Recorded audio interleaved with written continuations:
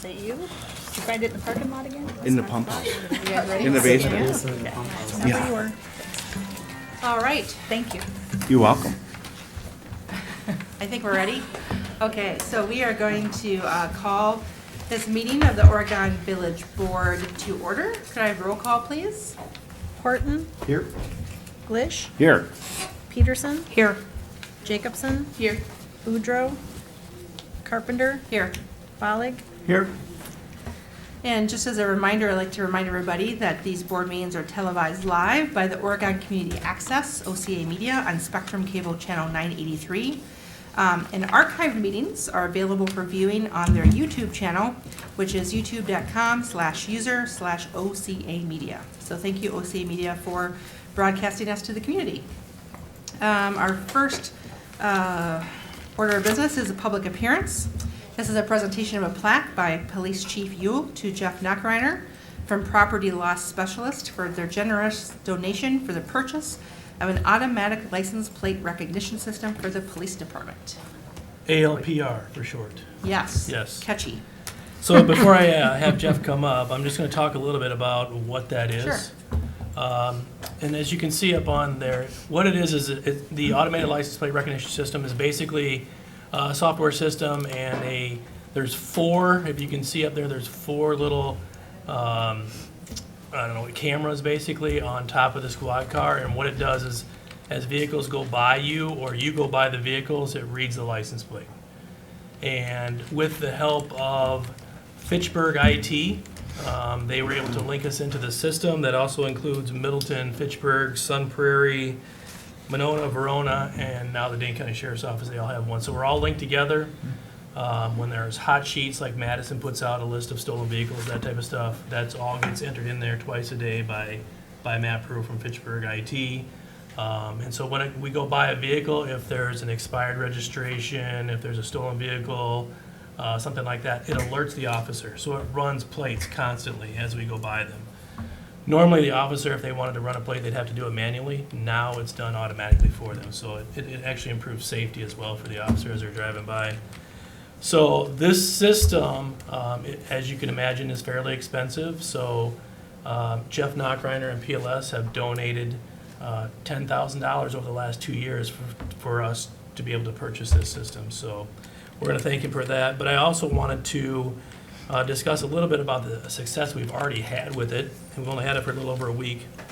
This weekend we got an OWI arrest, and that was basically for an expired registration. So the officer went by, the vehicle had expired registration. They stopped the vehicle. There was 4 occupants in the vehicle. They were all smoking marijuana. They had multiple items of paraphernalia, alcohol. This was where younger citizens, they were arrested for OWI first, minor transporting alcohol, possession of THC, and paraphernalia, all from an expired registration on this. I asked another officer, and they said they love it. The example was they were driving northbound on South Perry, approaching the intersection of South Perry and Janesville. They saw a car without a front plate, and so they were waiting for the car to pass so they could pull it over. The rear camera on the ALPR actually snagged the plate as it was going by, and it was suspended and didn't belong to the vehicle. So before they even had a time to turn around and get behind the vehicle, it already captured the plate and already let them know that it was a suspended driver. Another good use for it is, like a lot of times the officers will sit on Highway 14 and try to run plates and things like that and catch people speeding on there. What happened was there was a car going by them at 70 miles an hour, and they were sitting and parked and blacked out. And going that fast is really tough to run plates, but the camera picked it up. So it's awesome for them to be able to do that and sit there and run those plates. So another one said, I've used it a few times already. So far, I've enjoyed having it. It yielded a citation for operating without a license. It picked up an expired plate on a large work van when they were monitoring school traffic. Upon stopping the vehicle, they learned that the driver had no license. Normally, this vehicle probably wouldn't even have drawn the officer's attention.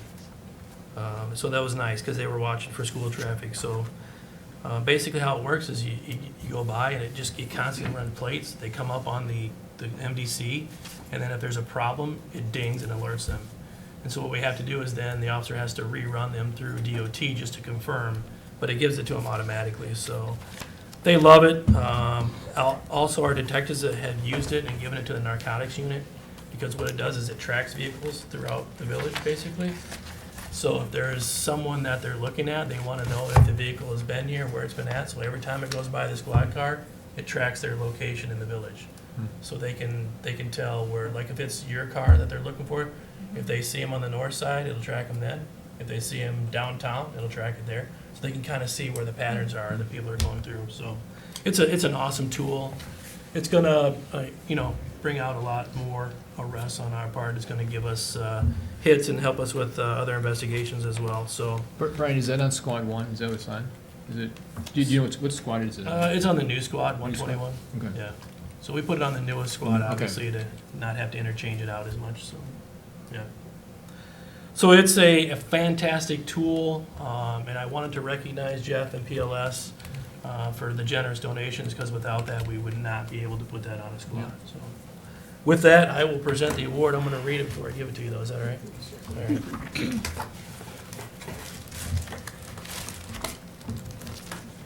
So it's a sponsored recognition award presented to PLS. It says the Oregon Police Department salutes PLS for their generous donation over the past 2 years.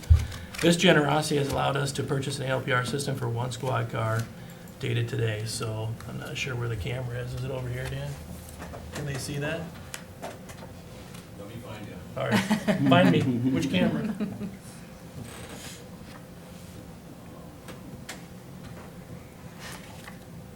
Pointed at this one right up. This one? All right. I'm gonna cover my face too.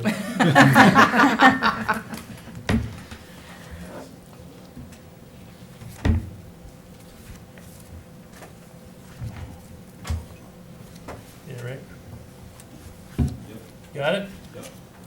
There you go. Yeah, absolutely. Come on up, Jeff.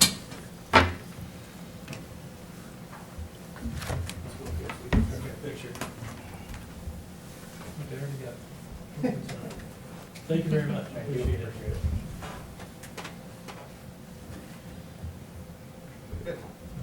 We just grabbed it. Thank you. Thank you, sir. Appreciate it. Appreciate your support. Thank you. Thank you, Jeff. Thank you. Thank you. Yes. All right, thank you very much for that donation. Thank you, Chief Yule, that was really good information. Absolutely. Thank you. All right, item 3D, we have discussion of the village auditors regarding the 2018 audit and possible action. Please note, anyone watching, the full audit is on our webpage. So we have 2 items here to approve the 2018 transfers and to approve the 2018 audit. We have someone from Ehlers here that wants to come up and talk with us. Johnson about- Block. Johnson Block. Sorry, yes, there we go. And we have, no, we don't have anything in front of us, just the website thing, right? There were 2 things in the packet. Oh, right, the back. 2 communications. Okay, sorry, I was thinking this was this. I know, that's all. There's a lot of stuff on the All agenda. right, all right, sir, thanks for being here. Do you want to just maybe walk us through the highlights? Sure. Just brief introduction. My name is Kevin Krasinski. I was the audit partner for Johnson Block. Okay. The audit itself is, and the financials that accompany it are probably about 70 pages. So what we usually do is provide an overview, which I believe is in your packet. And just general comments before I go in through that, and I'm going to go through it pretty quickly, because what we try and do is condense the information and that's, and get to the needed discussions.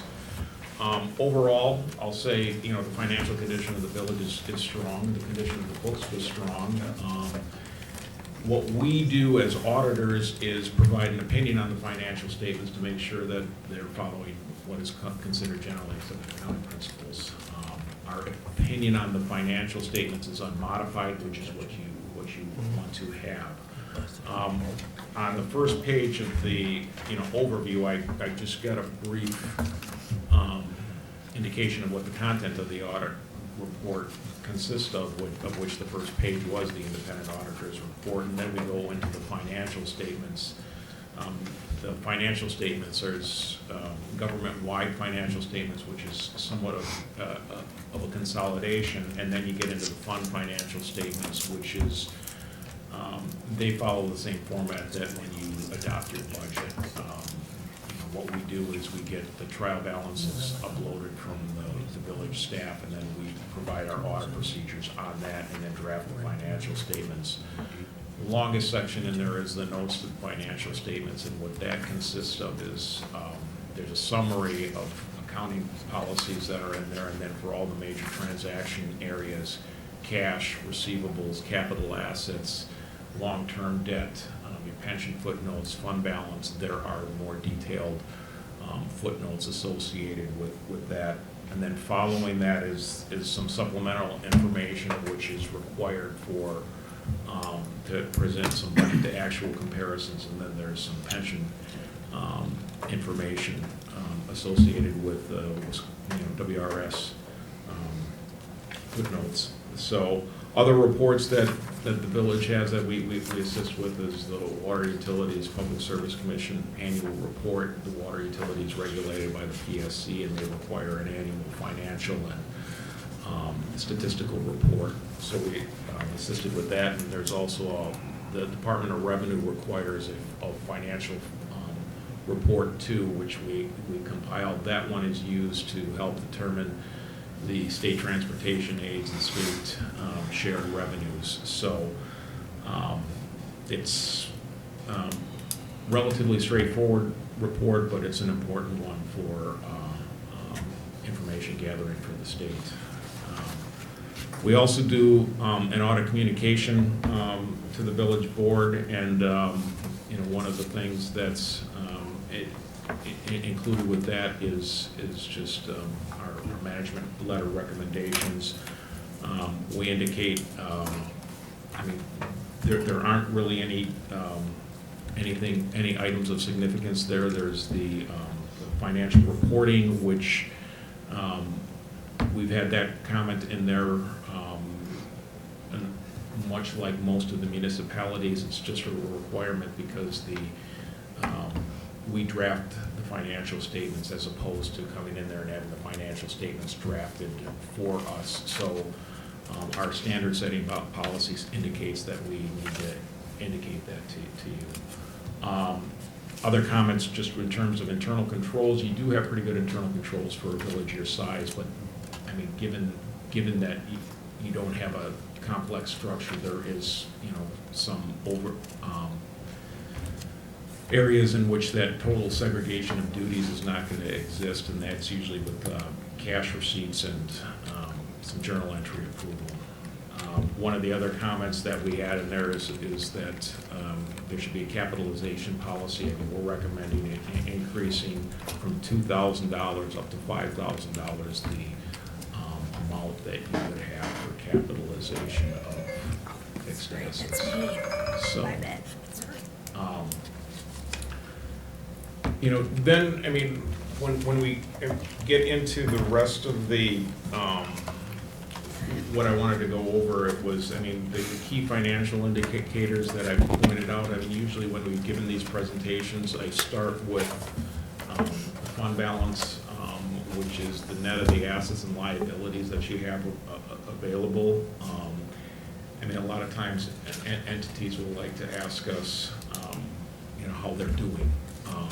And one of the starting points for there is the fund balance, and the adequacy of the fund balance in relation to the budget is usually where we is a measurement that bond rating agencies will take a look at and things like that. But one of the things in there, and I think you need to take action on that, is there's your fund balance policy's got a minimum of 30% unassigned fund balance, which is the fund balance that's in relation to the budget, and within there's a transfer of $207,000 from the general fund to some of the other funds for specific purposes, which I think are identified for on one of the following pages.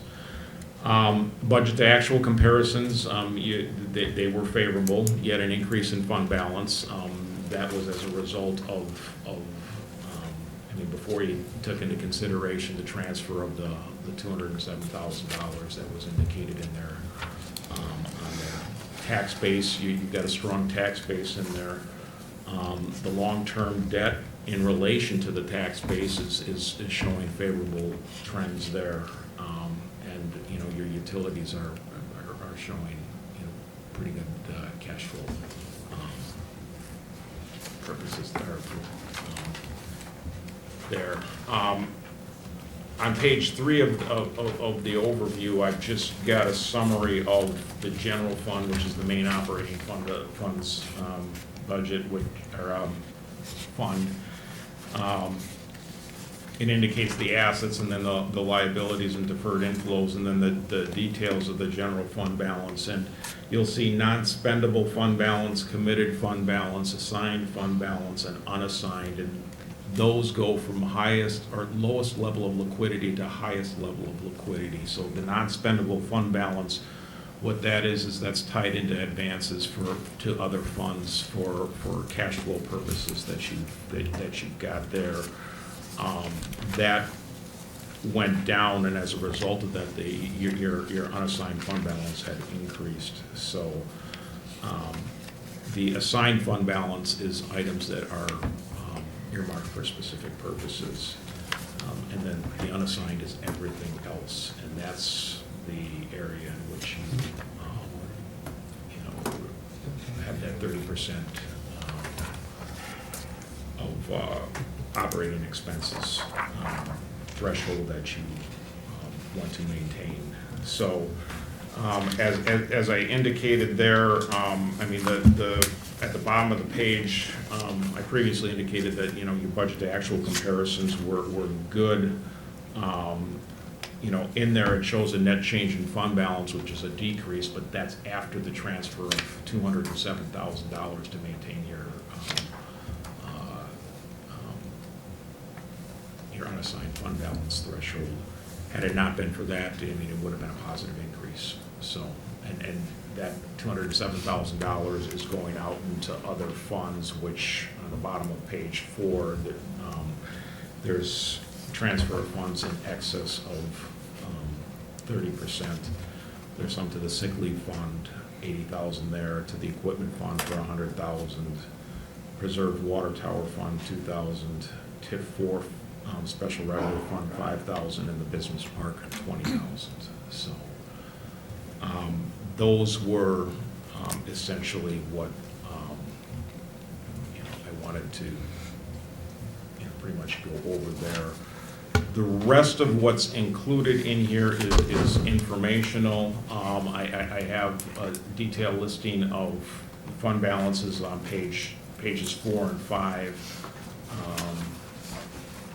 On page 6 is a listing of, you know, the property tax, village property tax levies, including TIF 2 and TIF 3, trend analysis. Page 7 has got a listing of the property taxes that are on there, pie chart for the property taxes. And I just want to make, is that for the Village of Oregon? I'm just reading that, Okay. it says, it is for. But that is our information? Yeah. Okay, cool. So, we'll correct that. No. So, As long as it's our information, yeah. yeah. Page 8, that is where I've got the general obligation debt capacity versus the general obligation debt. So, what you have is you're able to borrow money up to 5% of the equalized value.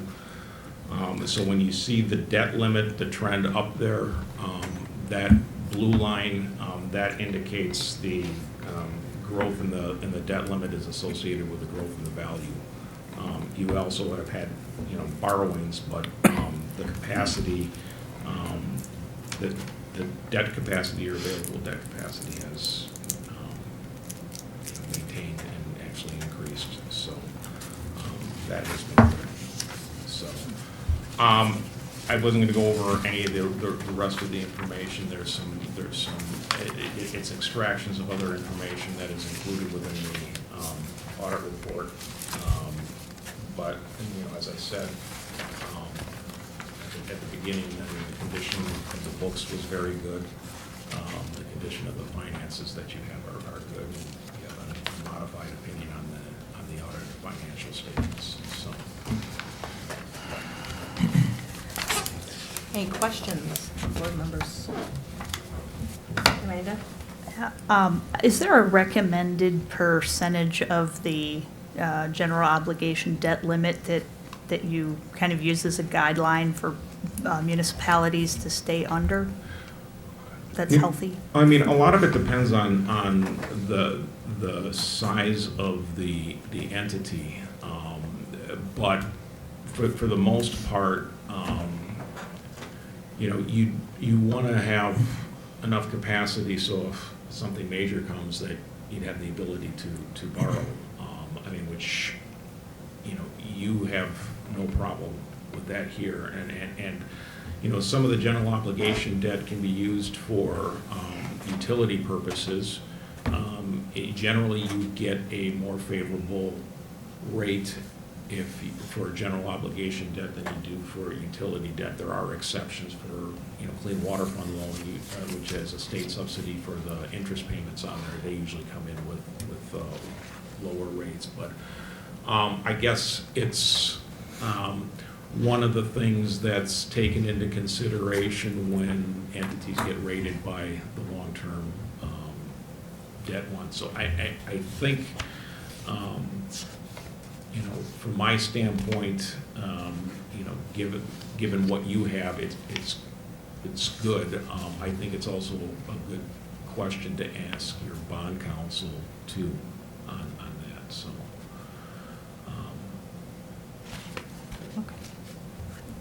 Yeah, Jerry? Yes, in looking over the required communications to the board, Yes.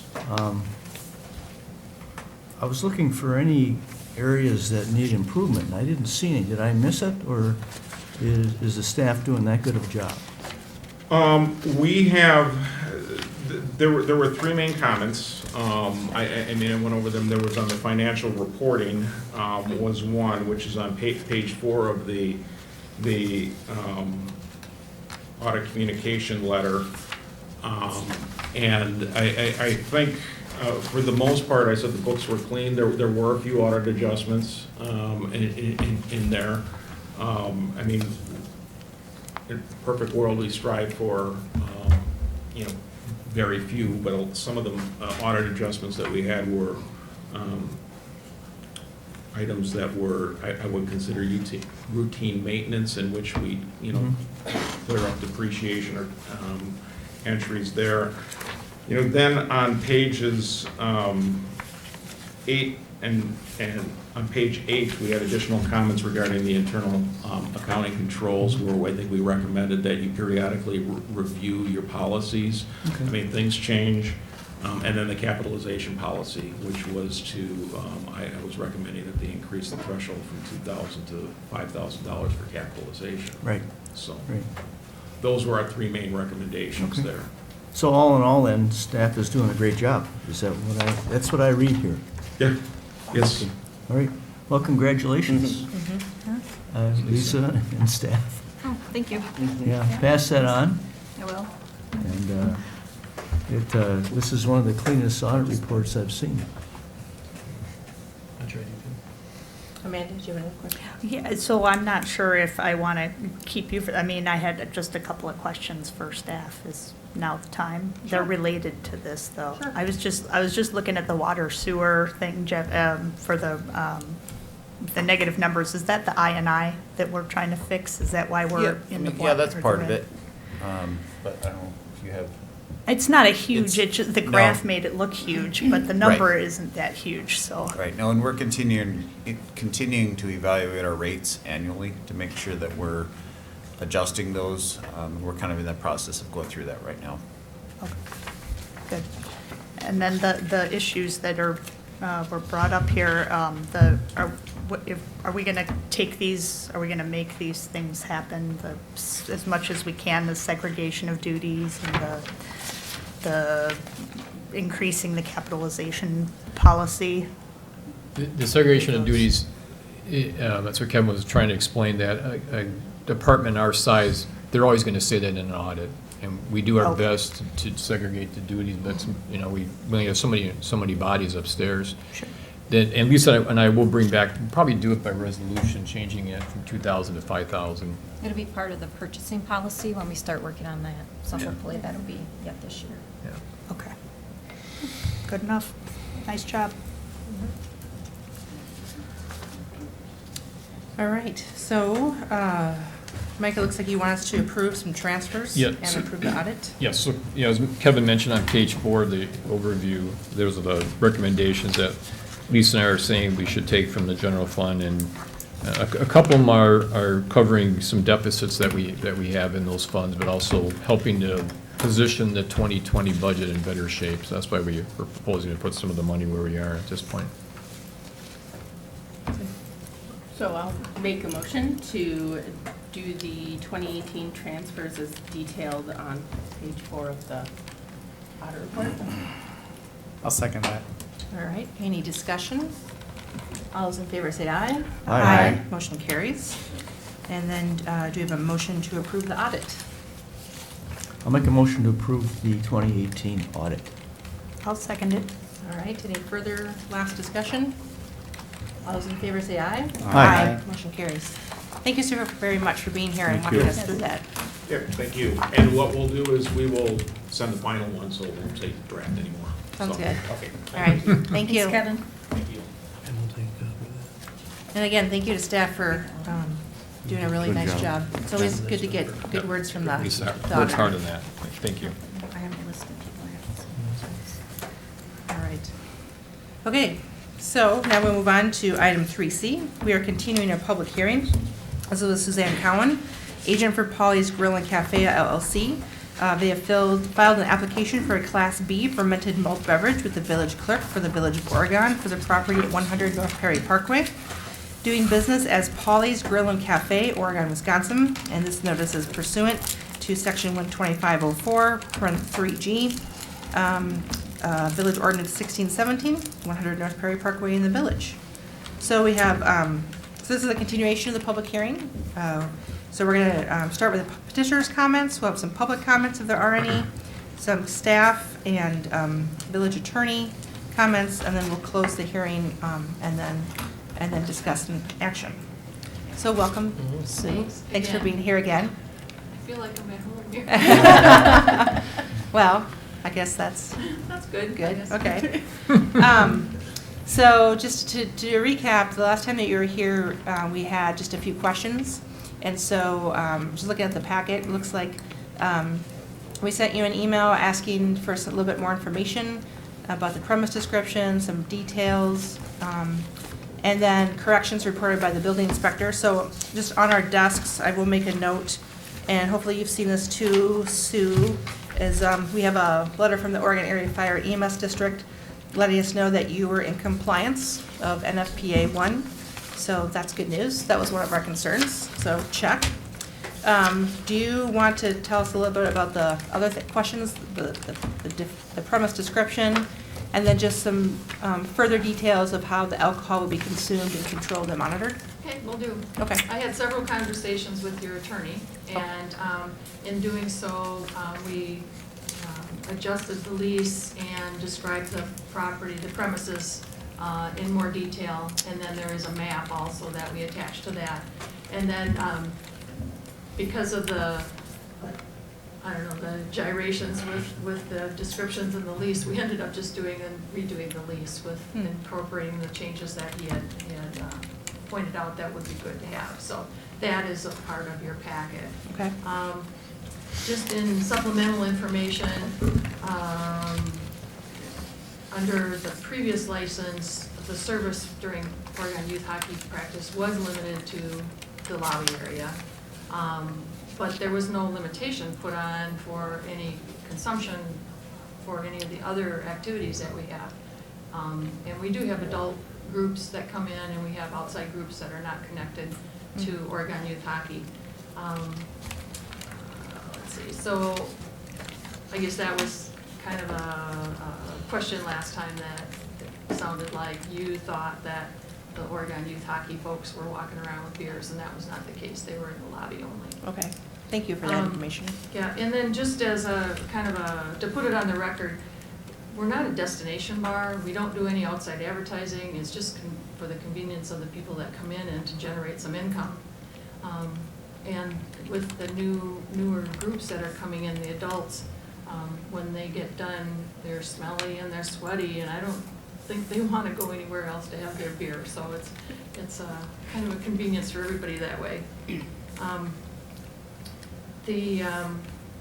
Like I said, the map is attached to the packet that you got, and the area that we're asking for is the lobby area, the mezzanine on one side, and then kind of a U-shaped into the bleacher area. And we're not going to be selling in the bleacher area. The sales will be done at a controlled point in the lobby or in the concession stand. There is not, the doors are exit doors in the rink area so that people can't sneak in. They would have to come through the lobby, so we can monitor the access of other people coming in. And we do have some cameras in place, and we've been doing this under the previous group for a couple of years and have not had any problems. So, I guess I would just ask that you approve our license so that we can serve our people. Cool, all right, thank you. Is there anyone here from the public that wanted to speak? Okay. Let's see, you want to say there's village comments, staff comments right now? The only thing I wanted to mention, and I sent this to Sue this morning, was, and this is in your folder too, that Matt thought it would be helpful to make sure that the proposed use that she's proposing doesn't impact their GDP or SIP. And so Mike is just raising the issue that if it's changing from a concession stand to a restaurant, that may need to be looked at, and that may require a zoning change. But again, this was just a very quick review that Mike did on Friday last week. And so if the board approves this, I would say, it'd be contingent on the village planner just looking at this in more detail. It's making sure that what the current GDP and SIP matches of what their operations, so. Have you had a chance to look at that, Sue? No, that's the first I've heard of that. Okay. Oh, did you get my email this morning? No. Oh.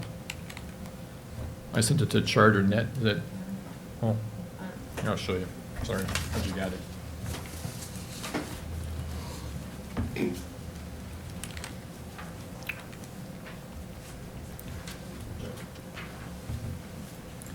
So Sue, basically, if you're staying as a concession stand, including the beer license, we don't need to worry about any of these things. If you think that you're kind of changing to a separate restaurant operation, then we would have to look at the GDP. Are you thinking you're going to be staying as a concession stand? Our operations will be during ICE Okay. activities, so it's not a separate. Okay. Yeah, I think that was probably the gist of the question. Okay. So, yeah, keep the email, but that was the, Okay. I think I'll keep the hearing, can I keep the hearing open during discussion? Sure. Just in case, like last time, we have Yeah, questions. absolutely. Trustees, yeah, Corey. First of all, thank you. I think you've, really dug in and got to a lot of the answers that we were looking for.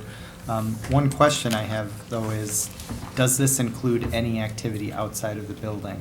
No. The premises is just defined as inside, so you're Yes. not anticipating anything outside? Not- Okay.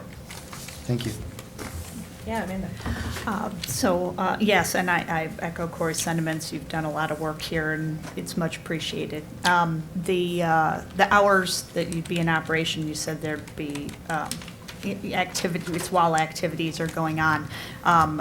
Does that mean whenever you're open, you would also want to sell alcohol during those hours? Like whenever you're open, you want to be able to? Right, whenever we're open, based on the limits under law. Okay. I mean, there are some limits as to when it would be. And I think we would have to look at the traffic, because there are some times when there are activities going on that simply would not, pay for us to be open. Yeah, did I see hours of 7 a.m. till? Well, that's when we have whatever. skaters. that's when we have skaters, and in certain cases, it does help to have the concession stand open for them, but people skating at 7 AM don't want a beer. I mean, we are really going to target our service times for beverages to when we actually could sell some. So. Okay. Thank you. Other questions?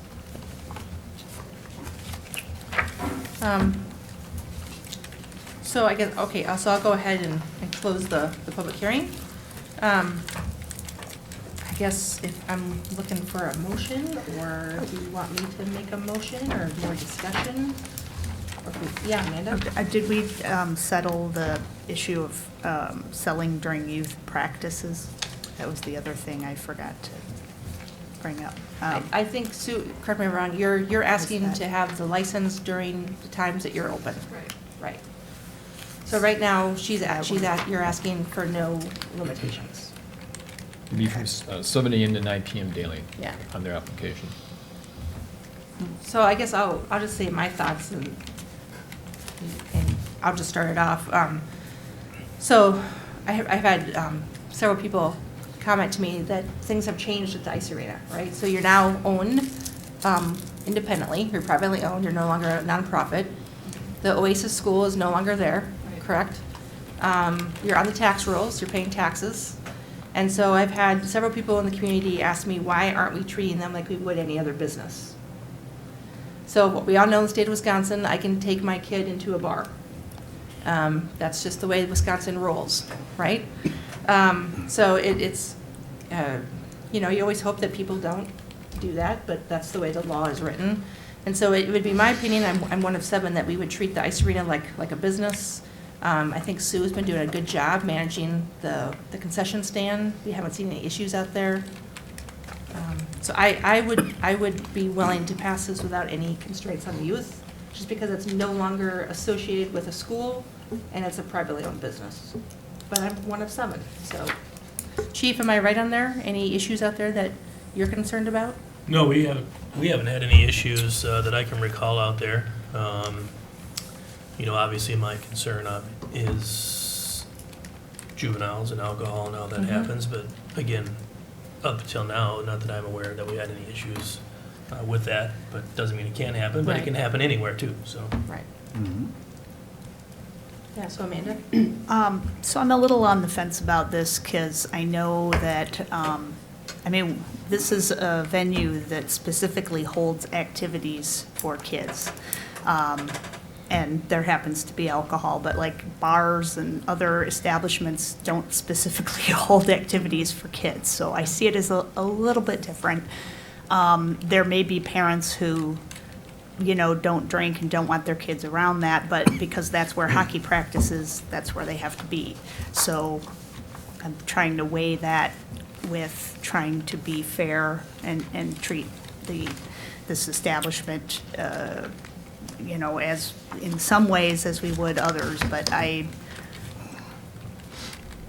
would like to keep the restriction at the very least during youth games, just because alcohol and parents watching their kids play sports is not necessarily a good mix, but I don't know.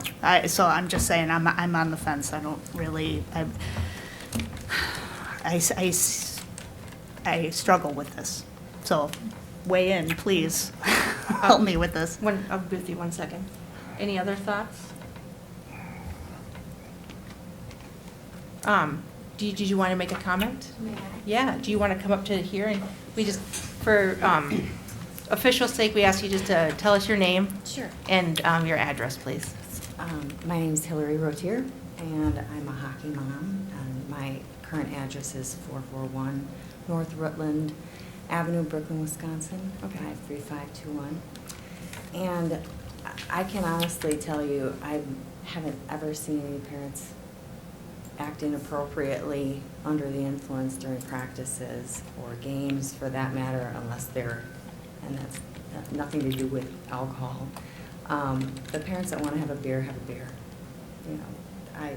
it hasn't affected any of the kids' development at all. And I would really like to be able to have this work, because the revenue that it does bring in helps keep the ice going, and that benefits. I have 3 boys that play, and it keeps them from gaming and all the other junk, and they learn life skills there. So really having a beer there it's during practice or just games, it's not that big of a deal. And I've been at multiple different clubs all over Wisconsin and in Chicago, and they all serve, and I haven't seen anybody get out inappropriately, so. Okay, thank you for your comments. Thanks. Go ahead, go ahead. I guess from my perspective, this would be our 3rd time we're approving the licenses since I've been on the board for the Oregon Ice Arena, and different, obviously, owners, but every time I feel like we put limitations and different parameters on, and whoever the agent is at the time seems to meet those and or exceed our concern, take care of our concerns when we have them. So for me personally, I feel like, that trust has been earned. I mean, I know it's a different owner, but familiar faces, and I feel like we should give you the shot that we've given other entities in the community.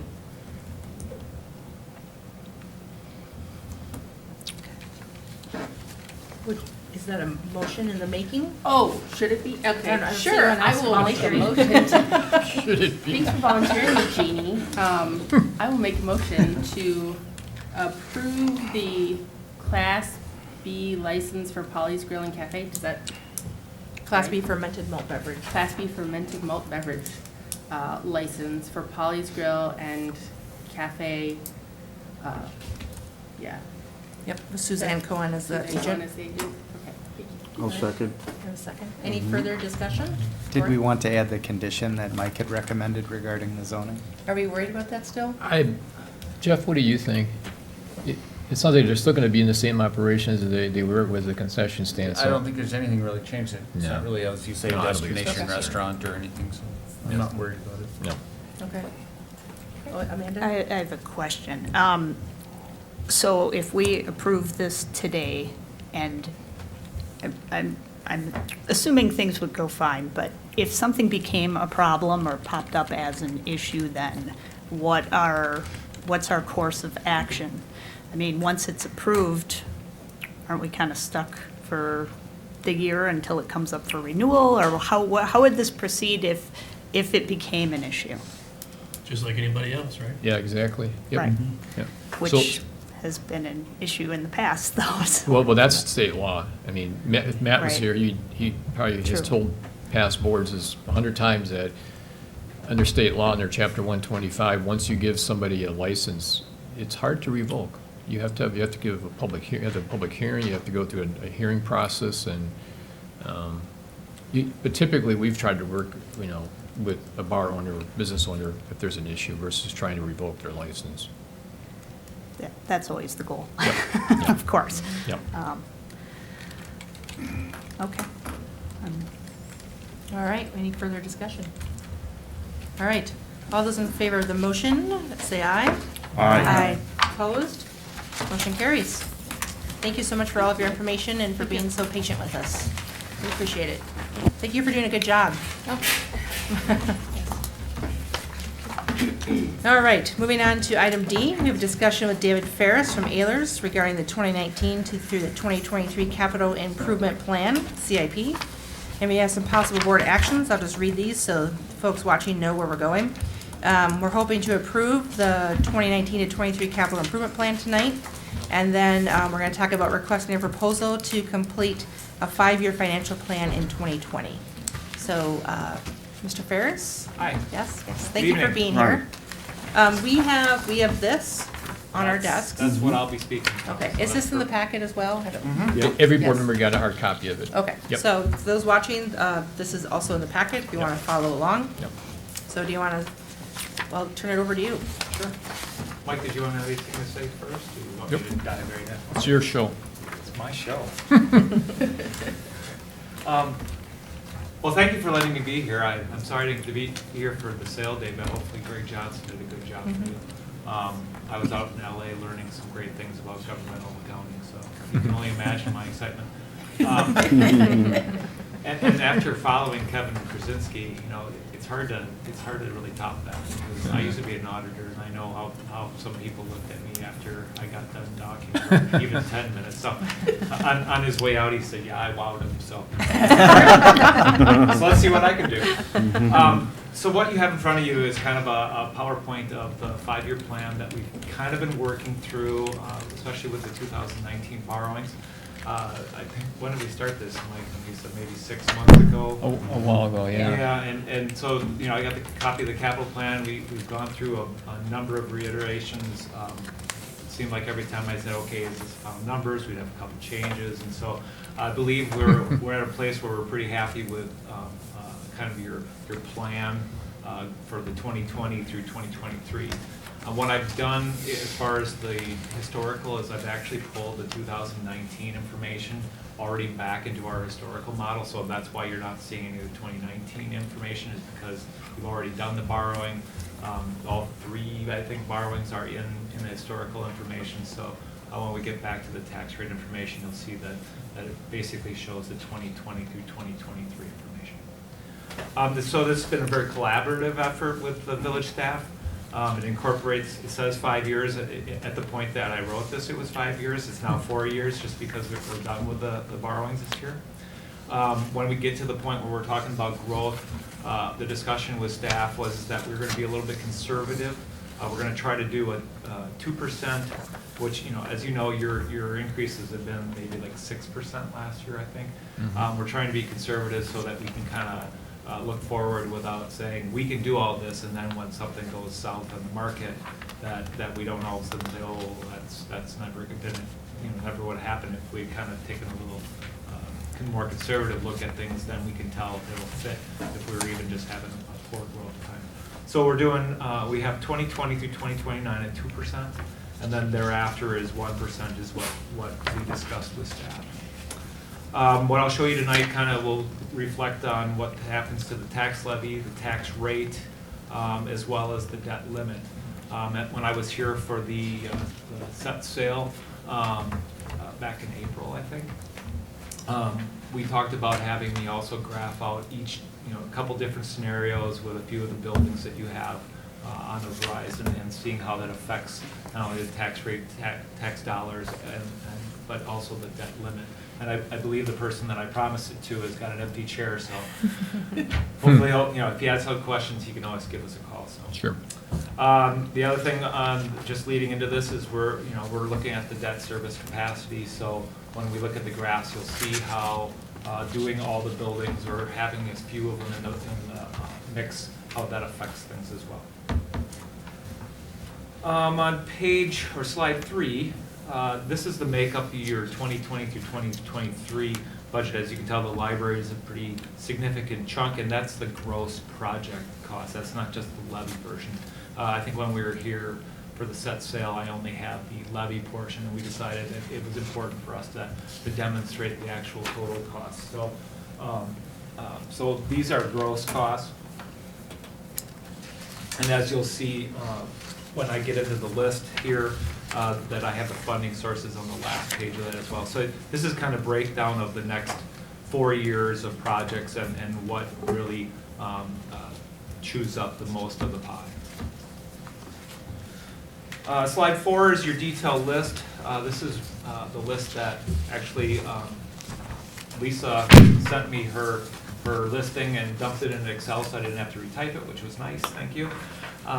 And we were able to put in a format that basically pulled things together into one line things for that project. There was multiple funding sources for some of these, so I could have had this huge list that had multiple lines showing all the funding sources for each one, but that seemed like it was just going to be a kind of an overkill. So this is the listing. It's in order of departments for the next 4 years. And then at the end of the schedule on slide 5, you'll see the funding sources that make up those years. So we have notes and bonds, and the reason those are split right now, which may or may not be the case when we actually do the borrowings, but right now we're kind of splitting the notes and bonds based on useful lives. Notes you can go out 10 years, bonds you can go out 20 years, and so we kind of split up the projects. Once in a while we move some of those around if it's a low dollar amount. If we had things that will fit all into bonds, it could be that we'll do one issue that year so that we can save some issuance costs. We'll try to work it as best we can so we can save you as much money as we can. Mike or Lisa, do you want to comment on any of the projects, or? Are there any questions on them? As Dave was saying, the buildings are the big, it's 50% of the borrowing in the next couple of years are those 3 buildings, so. I don't think there are any surprises here. We've discussed these items, haven't we? Yeah. I think Corey has a question. Yep. Oh, yeah, sorry, Corey. Just, question, on our capital projects, we have some, quite a few projects that are $5,000. To me, are those capital projects, or are those things that we should be funding, with general fund dollars rather than, borrowing? Well, some of the $5,000 items are actually cash financed or used with funds on hand. I think the ones that you see that are water equipment type items are probably paid with cash from the water utility. Other items that are $5,000, I don't know if you have a policy for what stays in the general fund? Well, actually, we were just talking about that. We're going to increase that to $5,000. And if you go back in the transfer that the board just did, Lisa and I are trying to put $100,000 into our capital equipment so we can actually buy more of these things out of cash going forward. It depends a lot of times how much cash we have sitting in our capital fund. Right. And one of the slides that I'll talk about a little further along is, why do you end up borrowing? And unfortunately, and I'm taking some of my power out of my future slide is that levy limits really can hurt you quite a bit, and it could be that all of your cash is tied up in operations, and so your only way around getting some of that equipment or some of those road projects is to use borrowing. But that will be something that will weigh at that time, and I believe, if you have like a dedicated equipment replacement levy, that is a perfect way to pay for that stuff, to keep it out of the debt. So. And we talk about it every fall when we're adopting the budget about using cash versus debt for equipment, Corey. Mm-hmm. And that's kind of why I wanted to make sure that those funding sources were at the bottom of that page. That's the only reason why that more detailed schedule might have been better, because maybe you would have seen that some of these 5,000s are cash. I have a way to do that if you'd like to see that in the future. It would have been more like 4 pages of stuff instead, but I can perfectly do that, so. Okay. So staff has asked me to actually jump, I'm going to do a couple slides first, but I'm going to jump to the library only version, but I'm going to do slide 6 here as well. And I think 7 is where I kind of talked about that there was some things that I was going to talk about later, but what we do with slide 6 is it takes that overall, this is the all-in version, as you'll see in a couple slides. The all-in version is basically everything that's on that list that we just looked at. This is your capital projects fund.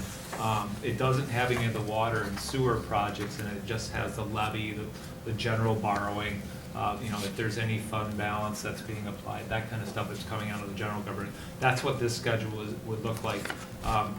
This schedule actually includes the equipment, and did you say that you have an equipment fund that you and in the future, one of the things you're talk about today is a financial management plan. We would probably split those out, and I would have a schedule that you would use for your equipment replacement. And really, if we do that kind of a plan, you'll walk out of that process with your capital budget already done, and Lisa just has to pop it into the column, and you're done. If that is something that you're interested in. And even if we just do a capital improvement plan in the future, there's no reason why I couldn't break out the equipment into its own fund. That's easy enough to do with the way I have this model set up. So that kind of gives you an idea of the funding sources that we kind of just displayed on the last page, and then how they flow through the different categories of the general government. The general government being your village hall stuff, public safety being police, fire, public works, streets, and so on and so on. And then, as I was talking about with issuance of debt, it would be great if we didn't have to borrow borrow. It'd be great if we could cash finance it, everything. But as you know, the legislature has kind of taken away some of that freedom. We used to be able to tax what we needed, and they decided that we weren't capable of doing that really on our own necessarily without some assistance with laws to kind of pull you back from the edge.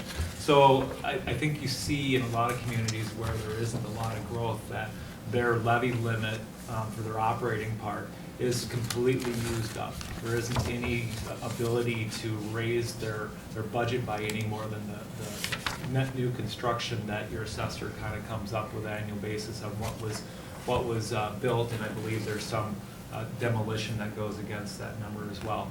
So in some cases, there are communities that don't grow very at all, and you're lucky that you have some really nice growth, and it looks like you're going to have some nice growth going forward. So, you know, I came from a community, Wanakee, that was spoiled with growth, and even in 2008 when things were tough, we got through. And you know, I see, it's funny because I see Oregon not, you know, maybe a decade behind where we were when I was at Wanakee, and so you guys are experiencing that same nice growth that we had when I was there.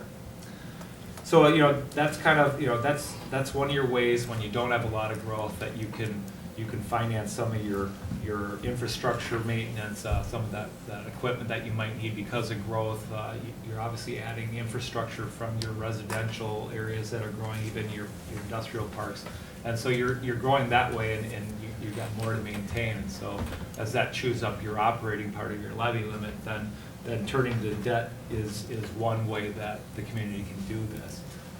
And the reason that that's a possibility is because debt issuance or debt payments are outside of the levy limits. So your general obligation debt and your revenue bond type debt is outside of the levy limit, and you're able to tax for that. So, you know, I think one of the things you'll see that we've tried to do in this plan is that we're trying to make that manageable though, and not have that debt levy really bouncing around or really skying. And, you know, you're going to make some decisions with this process as well as to where you want to go with this. Obviously, this plan is updated every year, and what's a priority to you is always going to change. And you're going to have years where you're going to be like, you know, that just seems like too big of an increase. You know, maybe if we move it back a couple years, but that's the kind of thing that this presentation really will help you get through is what does it look like, and where do we want to go? You know, the other thing about whether you use debt or not is they call it generational equity, where if I live here in the village and you're taxing me for all those improvements in 1 year, that person that's living here down the road after I move didn't have to pay for them, but they're using them. So I mean, you can look at it from both ways. Some are like, well, you know, that's fine, but you know, why do we want to pay interest? But you know, if you spread it out over that 20-year bonding period that you're allowed, you know, a street's going to last you probably more than that, but at least the people that are using it are paying for it. So that's kind of some of the reasons why communities use debt. Does anybody have questions? Okay. I'll focus just a little bit on the 2020 columns on slide 8, and then I'll jump to the village hall or the library version. So the 2020 projects, what I'll point out in that at this point is the $6 million that you see under the capital projects. And what that is that's the borrowing share of the library. That's the biggest thing in the next year's capital improvement plan. There is something with TIF for it. I think that must be Park Street. That's right. Yep. Okay. So, you know, that's something that we would hope that the TIF will take on some development and will pay for itself. If not, you know, I think that we have, is that the one where we have support for right now, or is that a different one? Mm-hmm. Yeah. So, you know, hopefully we'll get some development out of there, and then the tax levy won't be affected by that, but that one has a possibility to have some tax impact. Water and sewer projects, I'm going to talk a little bit more about those 21 projects when we come back to this sheet, but those are things where if the water and sewer is part of the GO borrowing, and we're having issues with our debt capacity, that's someplace we can look as to using a different type of financing instrument to borrow it so that we don't use up our GO debt. So with that, I'm going to jump to slide 16. If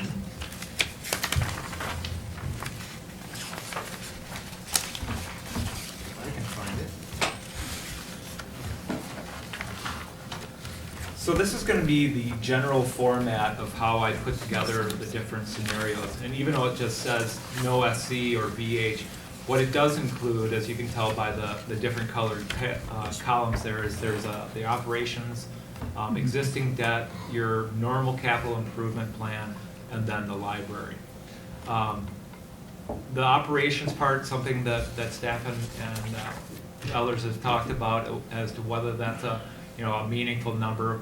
What comes into play is you don't really see, is that really getting added $50 onto the levy each year? So by the time we get down to 2028, we've added quite a few hundreds of dollars per person to the operating levy. And that's why we kind of talked about the financial management plan, because that would give you the effect of the operating levy on the taxes for the entire general fund. You could see the impact, the cumulative impact of everything. So that's something that may be of interest. The existing debt is in place. That includes the 2019, the A and B issue would be included with this, with all your older existing debt.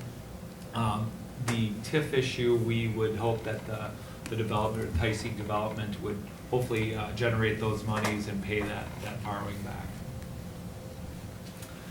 And then the library, as you can tell, what we did is we built, we didn't structure the debt. Next year, if you decide you're really going to go forward with the library, we'll structure the debt to make sure that we give you the best flexibility going forward. But the way we handled the buildings in this document is we did a level principal payment, so that it was, you were always kind of paying the same principal. A couple of the people in our office like to use level payments, but the problem is it really backloads the end of the debt, and you end up paying a lot more interest. So I'm a little more in favor when we're just doing a forecast of using the level principal, because it really doesn't load up the interest quite as bad. When we actually structure it, we'll take a better look at how it fits with your existing debt and how those other buildings out in the future will look with it, and make sure that we give you the best structure so that you're saving as much as possible on your interest. So the graph kind of gives you a picture. I would say, if you look at the red and below is a little more telling. As you can tell, in 2021, when that first debt payment gets made on the library, it pops up, and your highest amount on the library is $116 on a $290,000 house. And I believe we're adjusting that from the market value changes. Didn't we? Mm-hmm. Yeah. Yep. At first, we were just doing it based on 290. The 290 wasn't changing, but we're actually forecasting the growth percentage on top of that house going forward. So it kind of gives you a better idea of what that number is going to be. So it tops out at $116 per the average house in Oregon, and then it starts to come down after that 2022. And the CIP is a very smooth, ongoing thing based on the way we've structured that. That's how we're always trying to structure your CIP, is that you always have a flat tax rate when it comes to your existing and your regular CIP. Is that as you go forward, you don't see big blips in your debt service tax rate, because then your residents really, I think they'll be happier if their tax rate stays the same long. But when you build a building that's $12 million and funded with $6 million of borrowing, seeing a blip is obviously something you would expect. Any questions on that graph? Okay. The next graph is the impact on the debt capacity, and I'll give you a little bit about what this one's about. So the numbers on the left axis, the y-axis is millions. It says thousands, but that's kind of what Excel does with numbers. When you cut off 3 zeros, it calls it thousands. And so just so you know, that's millions of dollars on that side. The blue line is the 5% of your equalized value, which is your legal amount that you can borrow. That's your maximum amount that the village can borrow.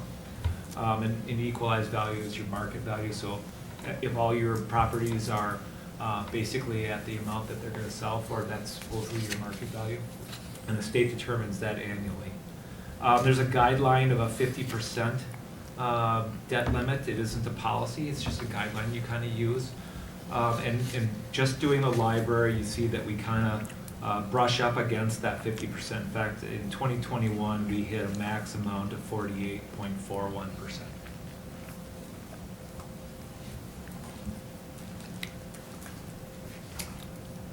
Want to talk any more about, or Mike, do you want to make comments about the library? No, thank you.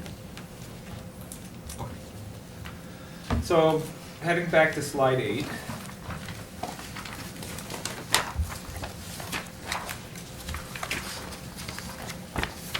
For the most part, these are normal, routine capital plan items that are in here. As I said, the ones that blip out are really the capital projects in 2020 for the library borrowing portion. The water and sewer projects in 2021 are fairly decent amounts.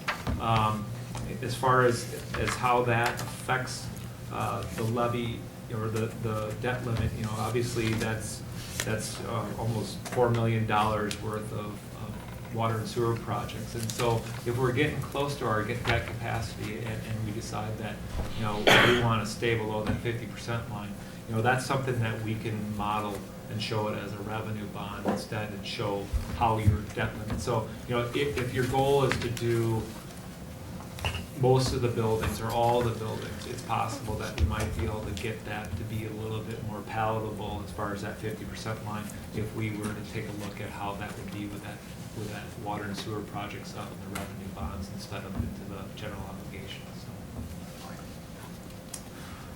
The 2022 notes is the senior center.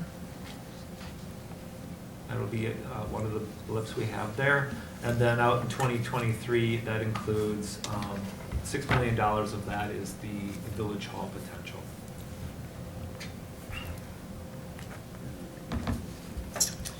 Jeff, can you remind us what are the big ticket water and sewer projects in 2021? Oh, goodness. Well, 2021, yeah, well, not Highway 14, but probably the Dane County north and south projects. County Highway and then. Yeah. So it's connected to redoing streets? Correct. Yeah, okay. Correct. Yeah, Okay. it's Nothing to do with the plant or? No, not Okay. with plant, not with not with tanks or anything like Gotcha. that. So it's, yeah. Usually water main replacement. It's or- street improvements and intersection improvements and, okay. Correct. It looks like the business park. Would that be a tip? That would be, that's our, for the. Going across Highway going 14. across Highway 14 to 138. We will create a TIF when we do that, Dave. Okay. Yeah. Yep. So, I mean, that's something that obviously you might use revenue bonds at that point, but, you know, funding it with, TIF, if we need to use a TIF revenue bond or a water and sewer revenue bond to help fund that, that's something we can look at. That's true. Yeah, good idea. Okay. Any questions on the sizing sheet? So then on page 9 is a lot of numbers. This is basically how we modeled your debt with all of the projects in. So this is everything that are tax levy oriented, not the water and sewer. The water and sewer we would assume would be paid by the water and sewer users. So what we've done is we've tried to model that, and like I said, the buildings we used a flat principal amount, but the highest you have for a tax rate is 2024 with $2.09, which would be right after that village hall is supposedly built. The thing that, like we talked about before, we're using a fairly conservative growth rate, and if that, your growth continues, obviously that'll knock that rate down really easily. And then just this is kind of going back to the way Jim Mann, who was a past MA for you, this is one of his schedules, but it kind of gives you a real quick breakdown of what the CIP does using the 2% and then a 1% growth rate. Your existing debt will continue trend down because you'll be paying down what's existing. And then the things that'll pop on each year is between 2019 and 2024, your capital improvements. Well, it goes up gradually, but the way the schedule shows it, you're going up $116. I think probably if we just keep going back into the schedules of the different versions, you'll see that's shown a little bit better. Maybe this schedule could be retired. I'm thinking. On page 11 is kind of our projection of your equalized growth. There's a few different versions that have been used in the past. There's a percentage method, and as you can tell, your 5-year trend is like 6, almost 7%. And if you had that going forward, obviously that $2.09 that I showed you on the previous page would not materialize, because if I showed you what 1% growth in addition to what we have in there does, it takes off a chunk at a time. So we could be aggressive and show you that version, but I'd hate to have something, they keep talking that recession's coming, so I'd hate to show you like some kind of rose garden and have it not come true. The straight line method is basically averaging out what you've increased over the last 5 years, and that's about $43 million, which is right around 3 to 4%. And then what we used for the actual modeling was the really conservative version of 2%. So even if we had the 3 to 4%, which is quite a bit lower than the average percentage increase or the average trend in the percentage method, that still would be a quite a bit rosier picture on that tax rate. So you can see it's something that you definitely have within reach, but we're just conservative when we do that. One thing that we didn't take into account, and I don't know how close you are, I'm starting to do some work on the TIFs, is TIF closures. I don't know how far you are away. We just closed TIF 2, and well, TIF 5 just got created in 17, and TIF 4 is closing in 20. It's on the agenda. So that's why I keep it on there. 2035. Okay. So, a always lot of ask me times that. when we're looking at projections, that a TIF closure can help give you a good bump in your values, but you're way outside of the 5-year planning Yeah. period. And so, if something changes where something goes crazy and you're able to close a lot earlier, that would maybe come into the projected column and show that added growth because of that TIF. But I don't think we need to talk about that with this year. So the next pages really are, we started with everything's in. That means that the library is in, the senior center is in, and the village hall is in. So I'm on slide 12. And as you can tell, the existing debt, the CIP column, and the library are going to look exactly like they did on page 16. All we've done now is added on what would it cost to do the senior center in 2022, I think, and then a village hall in 2023. In the all-in version, the amount that would be the most that a $290,000 house would pay is $718 onto the. I wish we could take that $50 off of there, because we're not really sure about the general part. But so the 718 would be what an average house would pay in addition to what they're doing right now. Okay, and that's 2024, and then it would start to come down.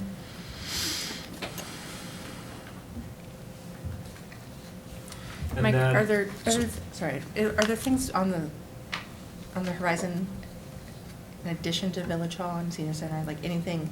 So I'm looking at these 26, 27, 28, when the numbers are going down. Are there other things? I mean, I know that's a ways away, but any new things? As far as doing project? Yeah, are we getting a new fire station, police station, you know what I mean? Yes, that could. I mean, we've been holding off doing a a study for the fire district, because we're waiting for the planner to start. Yeah. Or otherwise, Vanderwall's gonna do it, and then that could be where at least there'd be a substation somewhere, or auxiliary station somewhere. So, as I say, that's the thing, and maybe, and David's gonna probably, if the board adopts this tonight, it's a guide. Right. And probably in a month, it will change. I mean, this, and I was trying to come up with an example this week, and I was thinking about this. Think about a year ago, we were not going to build a public works storage building until, the youth center came forward, and we had to move quickly. And so these things happen, and your priorities change, and, Yeah, Jen, Kind of to piggyback off that, I noticed that we didn't have any projections for capital improvements for the fire EMS district. And so I'm assuming that was intentional, but I didn't know why we didn't include them in our. That's a good point. We had in the previous one, that's true. We should have done that, yeah. Just because, to kind of to Jeannie's point, I know we're talking about future needs. And we're for us. 60% of the district now, right? Something like 62%, yeah. 62 or Yeah. something. Yeah. So. Yeah, so I didn't know if that was after 23, because this is only going through 23, right? Yep, mm-hmm. So, Yeah. I mean, they're talking about starting this study, like, potentially, depending, we have to get the towns and everything together, but it could potentially be earlier. Mhm. Just depends. I'll probably know more, when's our joint meeting, July? Yeah, end of July, yep, yep. 4-H, you have a question? For the larger building projects, I guess, how were the costs of the buildings projected? Do they include some kind of an escalation so the cost of construction during the year it's being constructed is accounted for? Placeholder numbers, to be honest with you. Yeah. I mean, we're hoping, I've used for the senior center, we're still hoping that the library moves out, both the senior center and library buildings get knocked down. We sell the property to a developer who builds us the shell of the senior center with apartments above it. So we're only having to do the interior of the building. And I'm using I forgot what number I'm using, something per square foot for that. Village Hall, that truly is just a placeholder number at this point. So we could be millions of dollars one way or another. We could be, yeah. I always look at this, if you go out 2 to 3 years past in your CIP, those numbers are floating out there. Yeah. I believe the magic word is wish list. I hate using that term, but I think why we started doing this a couple of years ago was we were concerned, if you go back to, what page are we on here? This is 12, the increase for the library. We were concerned, and when Jim Mann was here, we went through this with Jim for about a year. We were trying to figure a way to not have the that a spike in your taxes, and I think Jim said it, and now Dave said it. I mean, it's almost impossible to borrow $6 million for a building and not have your taxes increase. But these numbers already look better than they did a year ago because of the growth of the village. Right. I remember having severe heartburn at a Yeah. meeting like a year Yeah. ago where I didn't even know if I was gonna vote for the library. I know. Because the tax spike was so high. I know. And only a year later, it's already looking better. Yeah, and so we always struggle with that, the growth number, because Dave's right, and I've talked to Jerry Bollock about this too. I mean, if you use a really, not inflated number, but a trending number, and a recession comes, now your whole CIP's off. So we're being conservative, and I have to agree, there's a good chance that higher amount's gonna even come down even more if we keep growing like we are. And it looks like we are, so. Yeah, it's amazing what some growth can do for even fitting what you have here. Right. Oh yeah, this all looks so much different than it did a year ago. Well, and if you think about it, it makes sense, because why are we building a new library and senior center in Village Hall? Because we're growing. Because we're So I mean, growing. it makes sense that it's connected to the growth, and that's, of course, is why we're trying to, have our impact fees in place and things like that to help pay for it, so. And, we're gonna talk about this more when we get to the 2020 budget. By then, some of these numbers will probably have changed, to be honest with you. Yeah, and the one thing that you can always know about this plan is it's never gonna look the same every year.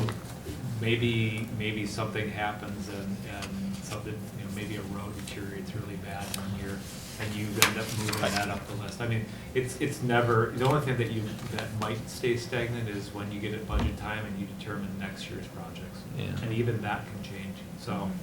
I was gonna say that a good example of that is Jeff and I have talked, and we've moved the county road projects around the last couple of years. Yep. Where now we're gonna do Park Street and the intersection before we did the county road, and so that's been moving around, so we're trying to give the county a little bit of a heads up when we think we're gonna be ready for it. But that, you're talking some pretty big dollars that are doing those county projects, which include water and sewer underground, so. And the one thing you know is that you're never committed to them unless, well, if you sign a contract to build something, but until you borrow the money. Mhm. So, Yep. you know, until you pull the trigger, this is all theoretical, so. Yep. Okay, thank you. On the, slide 13, you have the debt capacity, and as I talked about in this one, you know, this is everything on the list, so you can imagine it's gonna look kind of bad out in 2023 when we borrow the money to build the village hall. And so you're at 59.3% at that point. You know, whether we use, you know, out in 2021 for the water and sewer? You know, maybe if that wasn't part of the GO debt, maybe we'd be underneath that, but we haven't modeled that. We could if it was something that was tomorrow, it might mean more to you at that point, but it's something that we can play with when we get to that point. But then our growth will impact that too. True. Yeah. A lot of things are gonna change before that spike in 23 hits you. And Lisa and I thought it was important that within the 5-year plan to show the village hall, it's pretty aggressive to do a library. To do a library, a senior center, and a village hall within 5 years, but we think it's important to keep it on the planning horizon. Well, you can't retire until that those Yeah, right. happen. Don't you want to see those projects through? Sure. Thank you, Jeannie. From afar. From afar. I'll read about it in the Observer. Yeah. Nice. So the schedules going forward kind of keep picking off a piece. So as you look at this, all I'm doing is zeroing out. What we did is we were able to develop a model where I could isolate those borrowings and I can just toggle it and they just pop up like this so that I can just print them for you and your information. This is really useful because these are things that we had asked about a year ago, and it's all here now. So thank you. Yeah, so, you know, just to quickly go over these, is that, you know, $606 if you don't do a village hall compared to the $718 from the all-in version, you know, and that's a year earlier that it's at its highest.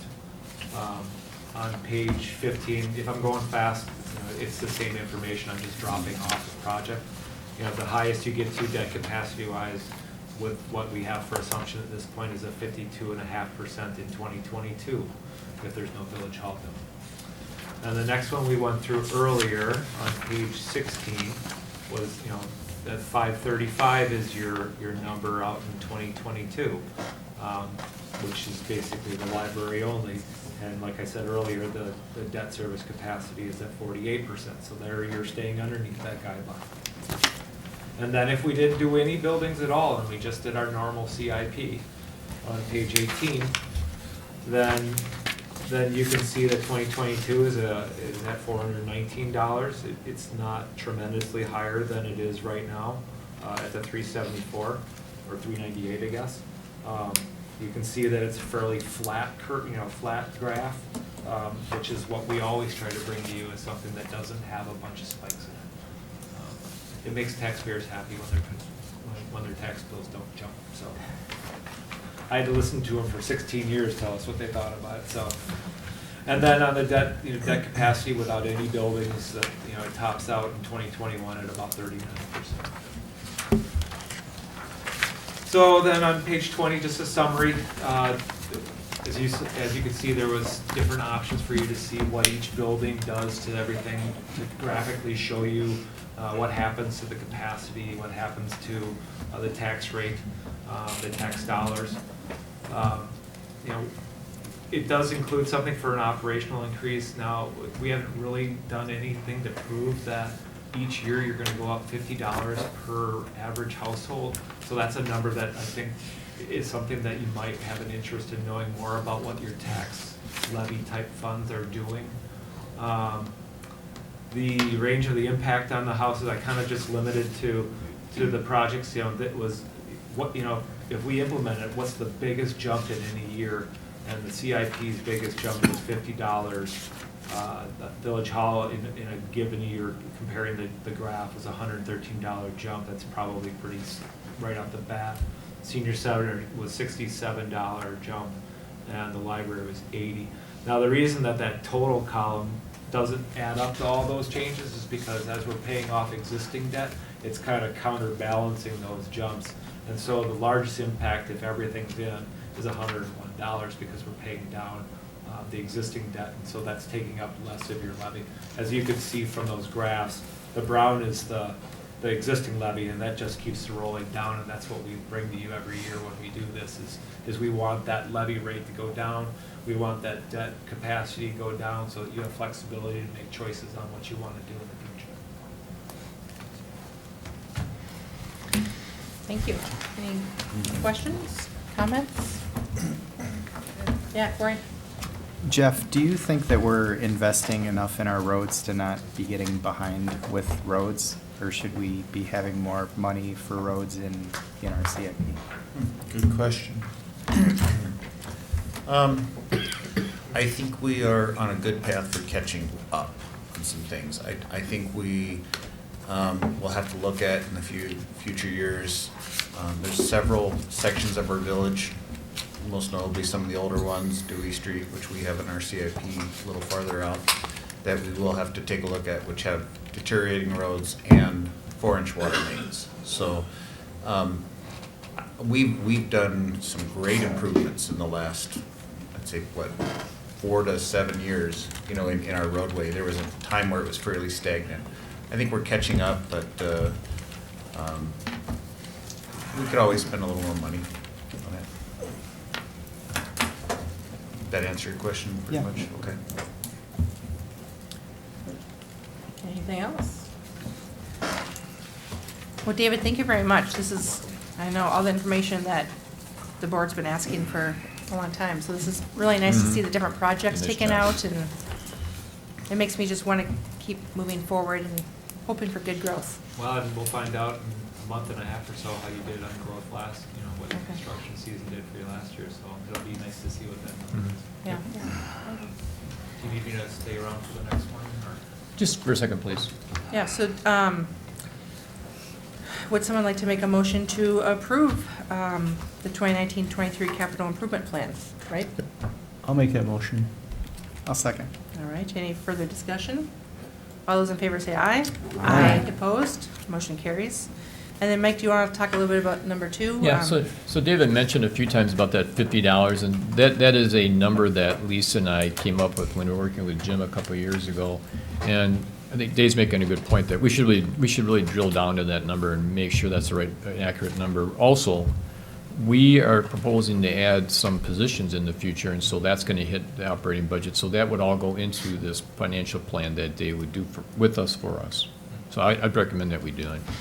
Well, and just, the other thing that usually goes into that plan is also a look at your utilities and allows you to see when you might want to do rate increases on things like that. So that's a piece that John Cameron does for the financial management plan. So it's not just a general government version. It's kind of, you get a bigger picture of how things are, and we come in. And you had Kevin here tonight giving you a look at 6 months ago. But what we usually do is we come in and we do kind of a, how do you look that way? And it's actually kind of nice because it also really kind of sets up your plan for what you're going to borrow the next year, because it rolls you right into your budget, and it gives you the operating impact. We would probably do a more up-to-date version of the TIF cash flows, which then would lead us to be able to do the annual JRBs because we'd have it all done. So you'd also get an update on where your TIFs are at. And so Dave, we would do that in 2020, right? Yeah. Yeah. Okay. So we budget that we put that in the 2020 budget if approved. Okay. So what typically happens with that is we do something over the summer, and when you roll into budget time, that part of it is done, and it kind of gives you a chance to answer some questions before you get to budget time, and all you're really waiting for then is numbers from the state, and hopefully by the time we finish it, we have the growth numbers, so you'd have all that too. So then I guess I would entertain a motion to request a proposal from Ayers to complete a 5-year financial plan, and that would be budgeted in 2020. I'll make that motion. I'll second it. Any further discussion? All those in favor say aye. Aye. Opposed? Motion carries. Thanks, Steve. Excellent. Thank you. Thank you so very Thank much. you, Dee. Thank you. All right, next on our agenda, we have approval of minutes. We have minutes from January 8th, 2018 and November 12th from 2018. I take a motion to approve. From anyone? I'll make the motion to approve January 8th and November 12th minutes. Can I combine them? Is that okay? Yeah, all right, good. I'll probably abstain. I was not at that meeting, so. Okay. I'll second that motion. All those in favor say aye. Aye. Opposed? Abstain? Abstain. All right. All right, so number 5, we have approval of vouchers. So tonight we have a voucher list for a total of $622,447.27. Questions for Lisa? Jerry? I have a question for Jeff. Jeff? And again, this isn't a real big deal, but Public Works, looks like they call it a radiator heater, $4,400. Is that a furnace? For, what number are you on?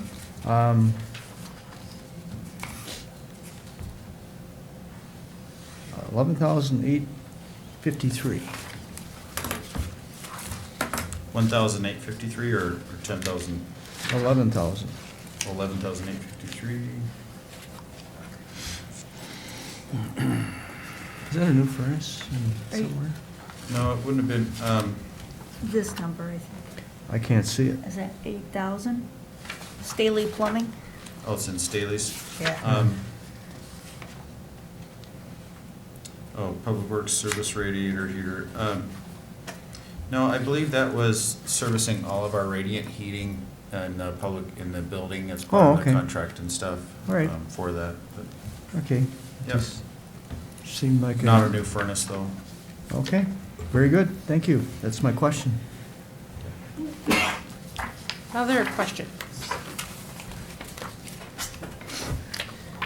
All right, then I entertain a motion to approve the vouchers. I'll move to approve the vouchers. Second. Roll call, please.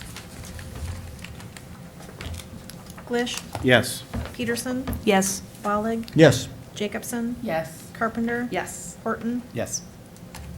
Thank you. All right. So now we're at the part of our agenda for community input.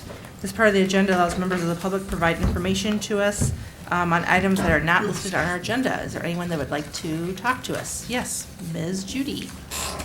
Something exciting now, instead of numbers, right? Numbers are fun.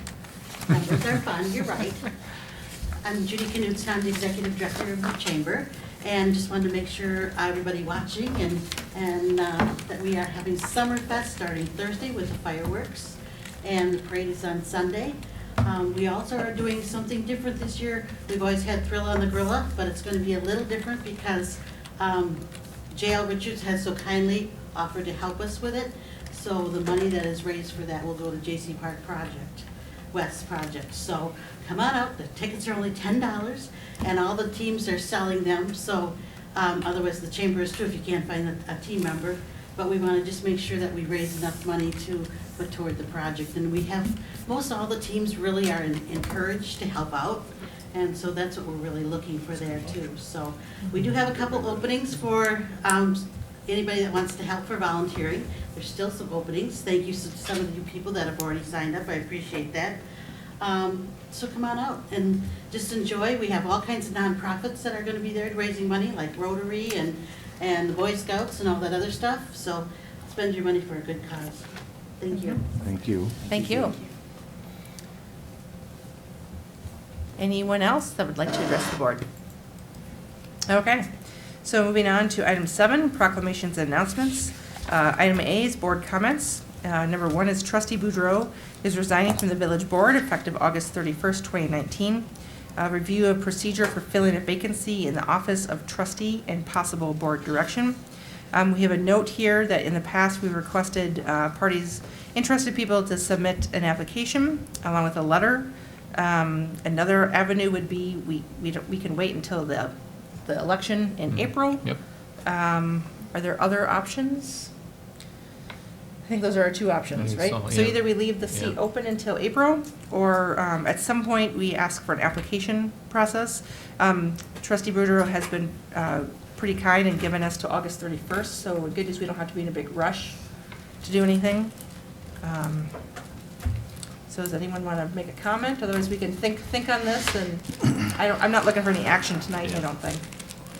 Oh, go ahead, Jerry. Yeah, in my tenure here, and I think Mike will confirm this, I think we've handled it both ways. Most recently, when trustee Grenier left the board, we left it open until the election. And in the past, we've filled it. It No, we depends didn't. it depends how close you are to the Yeah. election. We didn't leave it open, because I applied Yeah. for it. Oh, did we? Okay. How, Yeah. how far out from the election, though? It was like 6. September, I think it was. So I Was it that's, September, Mike? September, October? 6 months.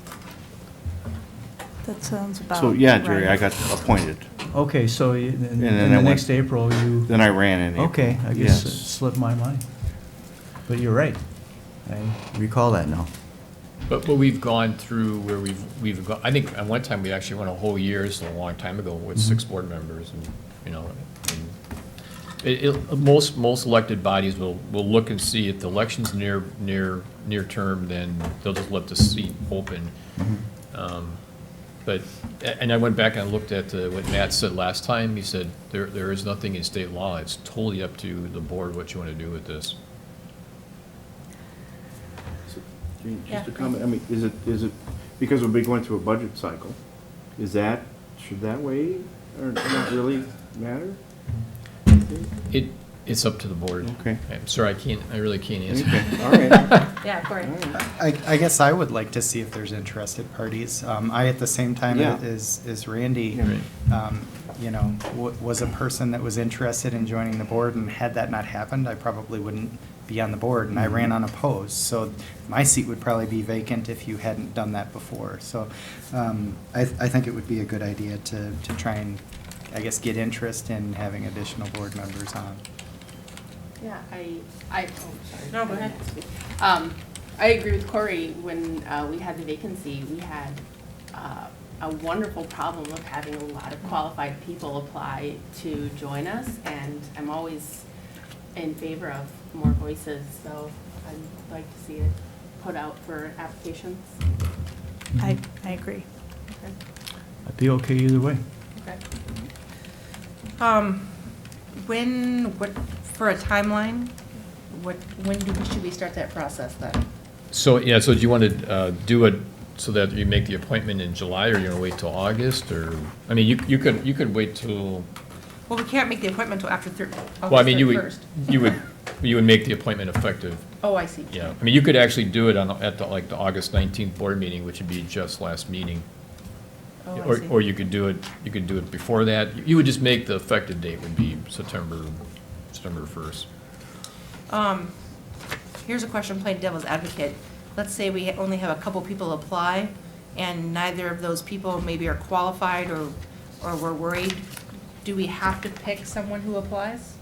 Again, it's the board's. I know that's awkward, but, No, it's the board, actually, I think we did that one time, way Okay. back when too, but the board didn't make a selection. So no, Okay. it's up so we're to not the board. obligated? Nope, Okay. nope. That would be my only concern. Nope. That if we have like one person express interest and they're not even remotely qualified. You know should what I make, mean? you make your choice then. Okay, yeah, Amanda? I would like to make the suggestion that if that were to happen in this round, that we maybe reach out to some of the prior applicants, because I felt like that pool had a few that I could have voted for, and I definitely feel like if we reached out to people, like maybe they'd be encouraged to reapply, and then we wouldn't have that issue. I feel like there's people out there in our community, and we could find somebody. Yeah, I'd encourage all of us to think of people that we think would be a good person on the board, and then approach them. I think that's probably how all of us got on this board, was that someone asked us. We didn't read about it in the paper and go, oh, I'm gonna run for village board. Like, someone came to me and said, you would be good at this, you should do this. So I would encourage all of you to think of the people that you know, that you come into contact with, and encourage them to do that. Yeah. So do you want to pick a date that you want to do the interviews, or you want to wait? Do you want to think about it and I'll put it on the next agenda, or? What do you all think? You want to just wait, talk about the next agenda? We've got some time. Yeah, why don't we put it on the next agenda? Put it on there, yep. Yeah. In case there's any bright ideas between now and then on board members. It's good. And I will say that Trustee Boudreau did tell me that he's sad to be leaving, but he's going back to school. Yep. So he's going to grad school. So it turns out it's hard to work full-time, go to grad school, and go to night meetings. Yeah. Well, he's got classes on Monday night. Yeah. Yeah. Also, he has classes on Monday nights. Mhm. So. Mhm. So we wish him all the best, and happy for him to be doing that. All right, so item 7B, staff comments. We have some upcoming meetings here. Mike, do you want to talk about this possible July 8th meeting? Yes, so as much as I wanted to have one meeting in July, that lasted about 2 hours, and now we may end up having 3 in July, so I will never say that again. I'm sorry I even brought that up, so I learned my lesson. But it would be great if we could have a meeting on July 8th, but I know it's right after the holiday, and I just want to make sure that we will have a good quorum here for the meeting. So that's why I Anyone have it going to be on. gone? That works for everybody? We're all dedicated public Okay, servants. thank you, that's really nice of you. Or we have kids in summer school. So we'll have a meeting, for sure we'll still have a meeting on the 8th and the 15th, but maybe not a meeting on the 22nd, so we'll see. I would guess it probably depends if we have outstanding issues on either of those meetings. Yes. Which We sometimes have to have a happens. meeting on the 15th, because now we have a couple of public hearing that we're doing notices for, so we'll have back-to-back Mondays, but maybe we'll have off on the 22nd, because then we have a meeting on that Thursday, the 25th, with the towns, so. July 22nd, isn't that the date of the Public Works meeting too? I don't think we're going to have one, Jeff. Jeff, I don't think we're having a Public Works meeting in July, are we? We are not, no. Okay. No. But that's a good lead-in, Corey. But I am asking, I wanted to see if we could have a July 29th Personnel Committee meeting to talk about doing a new deposit schedule. And so that would be agenda chairs and then Jeff and Randy. So would that work for you? Okay. I'll be here. So, yeah. Okay. Good, thank you. Gee, just one. Mike, and the 8th is the kickoff. Yes, yeah, Right. so now, 8th is going to be the J.C. Park West fundraising kickoff, yep, at that meeting. Yep. All right. Thank you. Thank you. All right, so number 8, communication miscellaneous business. Item A is new library building capital campaign progress report, May 2019. So that information is in our packet. Item B, discussion and possible action regarding authorizing check signers during switching of banking services to State Bank of Cross Plains, Union Bank and Trust. So we have a recommended motion to authorize the village administrator and finance director treasurer, the current check signers, the JP Morgan Chase Bank, to continue as the check signers until the village switches banking services to the State Bank of Cross Plains / Union Bank and Trust, at which time the village president, me, will be added as a check signer. So, does someone want to make that motion? I'll move. Approval? I'll second it. All right, any questions on that? All those in favor say aye. Aye. Opposed, motion carries. All right, item 8C, review of building permits, connection fees, and impact fees. All right. Can I just draw your attention to one thing? Yeah. It's actually related to something later in the park board. So this is, I think, Lisa, is this the first time we're showing the park impact fee? Yes. Yeah, so on the second page of this report, it says park impact fees almost $6,000, so that's good. Exciting. So Corey, that's at 1,999. So we have 3?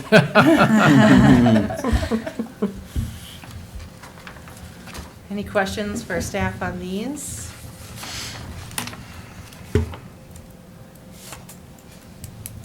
All right, thank you for the information. Item D, report on the village's 2018 dividend of $10,876 from the League of Wisconsin Municipalities Mutual Insurance.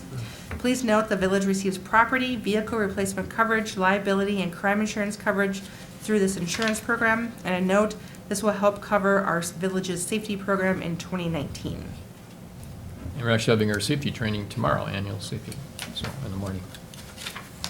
Excellent, thank you. Yep. All right, item E, student member Emmanuel Hannibal is resigning from the park board. The village thanks Emmy for her service to the village and wishes her good luck in her college studies.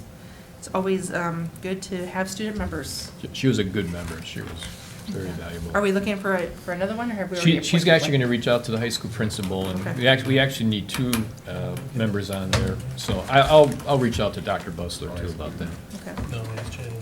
Yeah, so if you're a student and you're interested in serving on the park board, give us a call, because as we develop new parks, it'd be nice to have a youth, Yep, a youth absolutely. voice. That was the idea. Yeah. Can I ask, is that limited to just high school students? Is there an age cutoff or anything?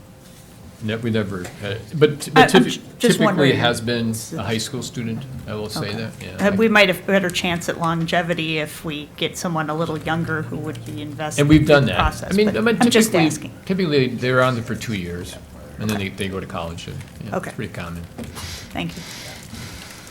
Item F, this is a follow-up to the June 3rd board meeting regarding the Class B fermented malt beverage and Class C wine, Ziggy's Barbecue House, Smokehouse, by Terry Leader, the agent, at 135 South Main Street.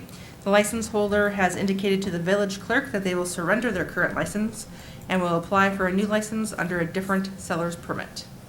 So that's a FYI only. That's and right. Yep. We will await that application. Yep. Item G, update regarding selling of surplus police vehicles.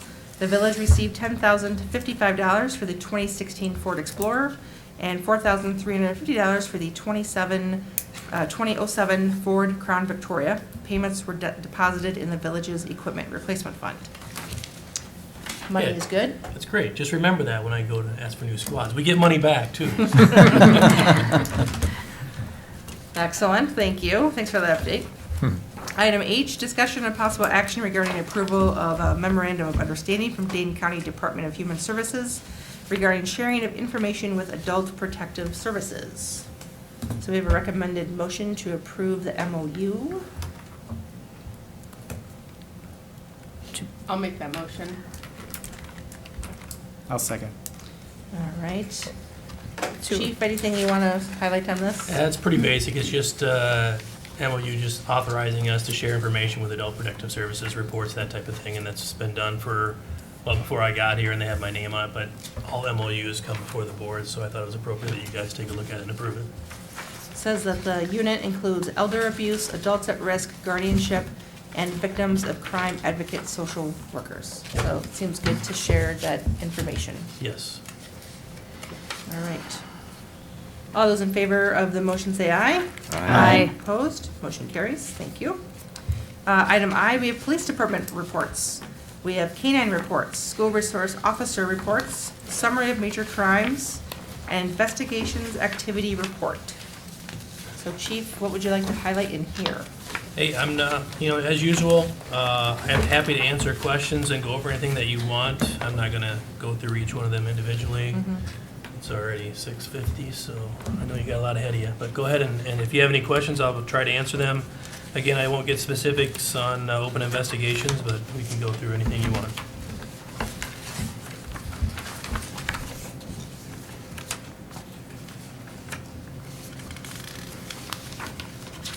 Nothing?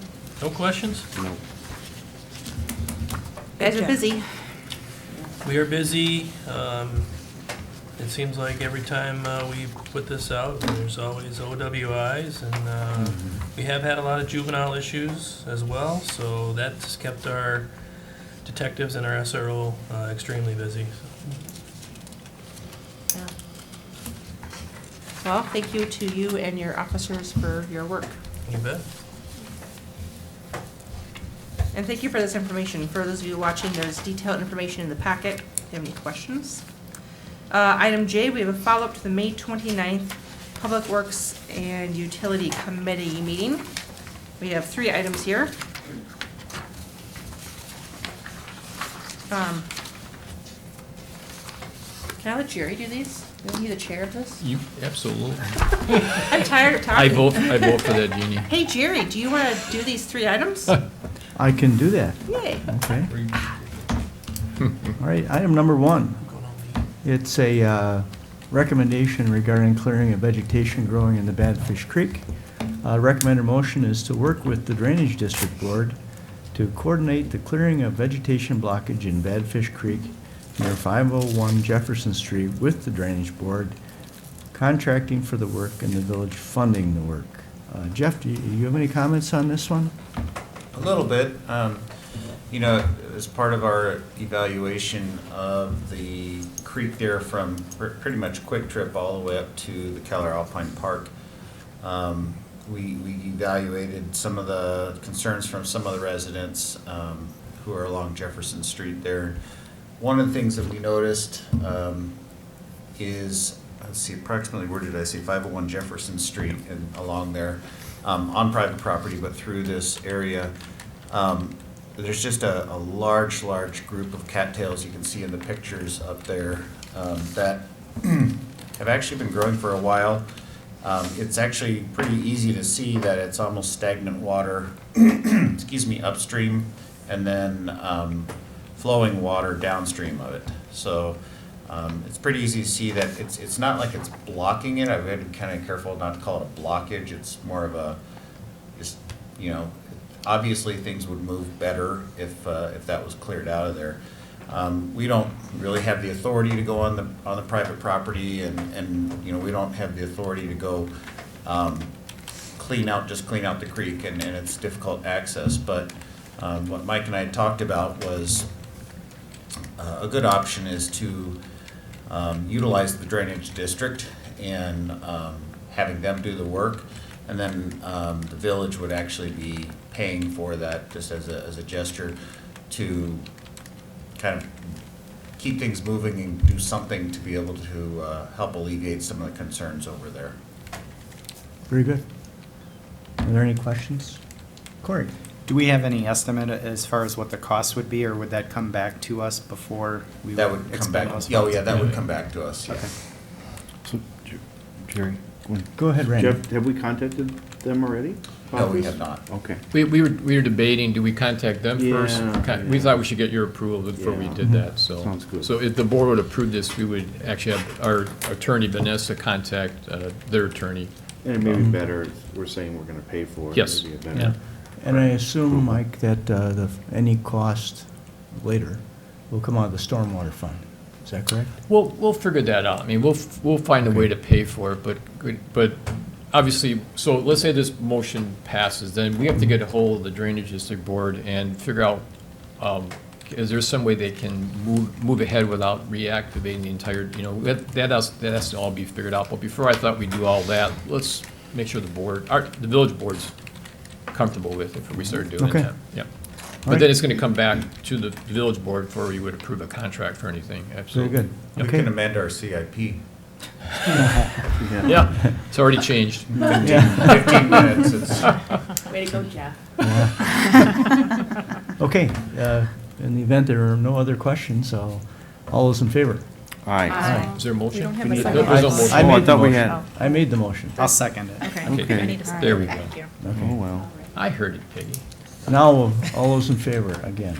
Aye. Motion carries. Good. We'll move on to the second. Thank you for that, just so you know, I appreciate that. Move on to the second item, and that's regarding Foxborough Golf Course pond analysis. As we all know, or we found out in the last couple of months, that there are 2 stormwater ponds over on the course that are the jurisdiction of the village. So, We have we're confident we have the right to go in and maintain them. Right. I think our attorneys are still kind of like, you know, not sure. Okay. It's not like we own the ponds, but yes, we have a certain maintenance okay. requirement. Anything else you'd like to say?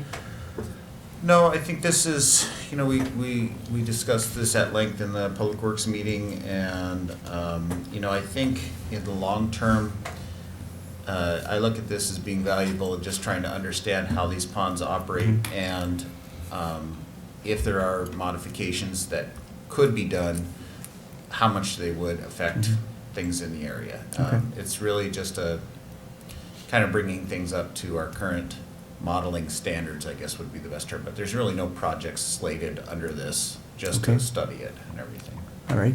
And I see the owner of Foxborough's Foxborough. here, yep. Brooks, Brooke his is wife in are the here. audience. Brooke, do you have any comments you'd like to make?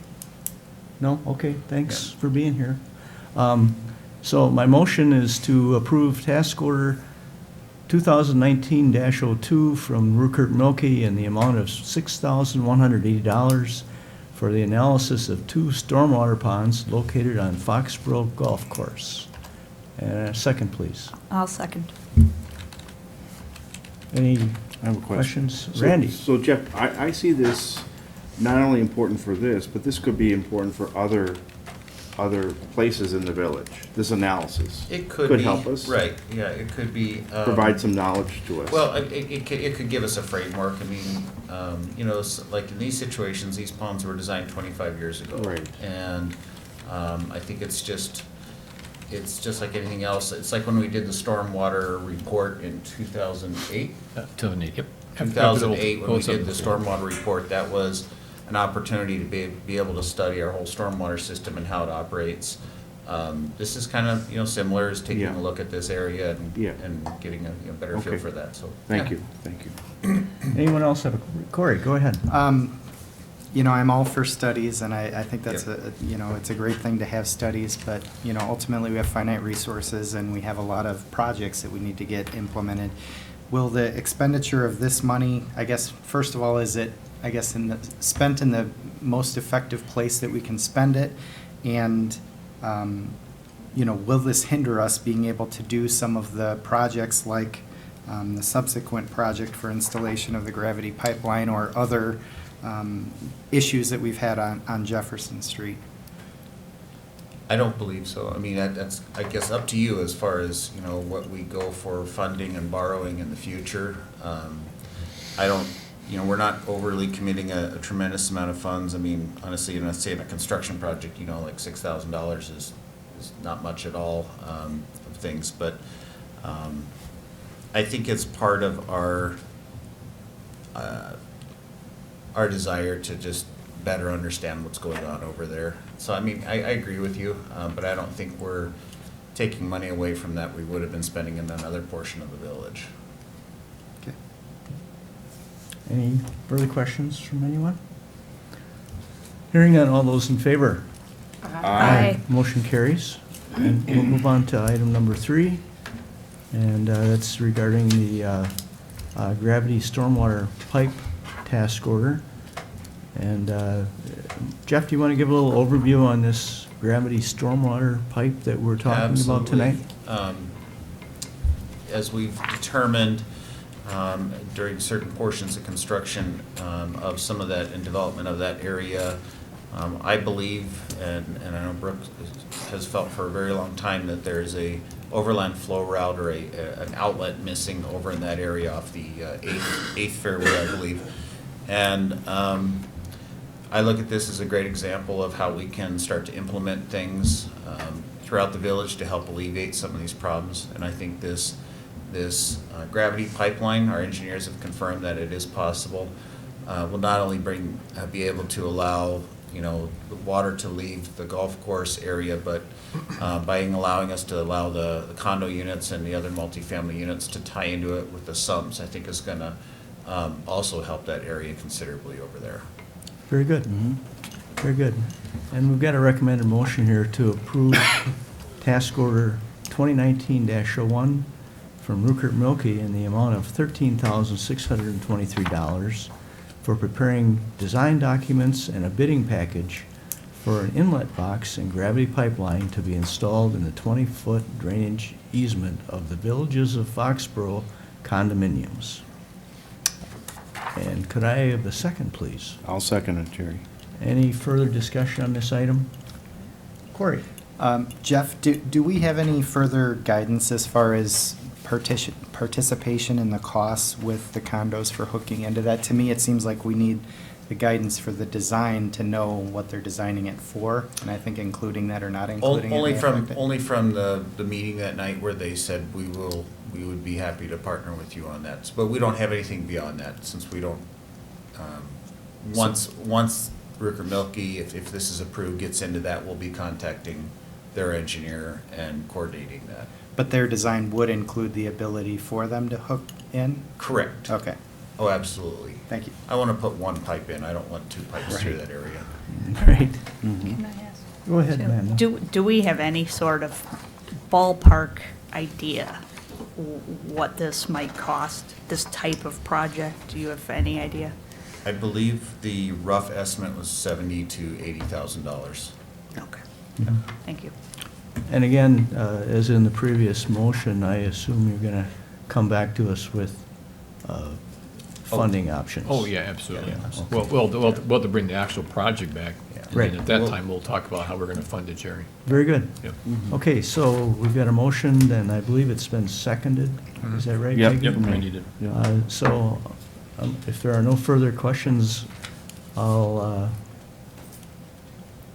call the question. All those in favor? Aye. Aye. Motion carries. Back Excellent. to you, Jeannie. All right, thank you, Jerry.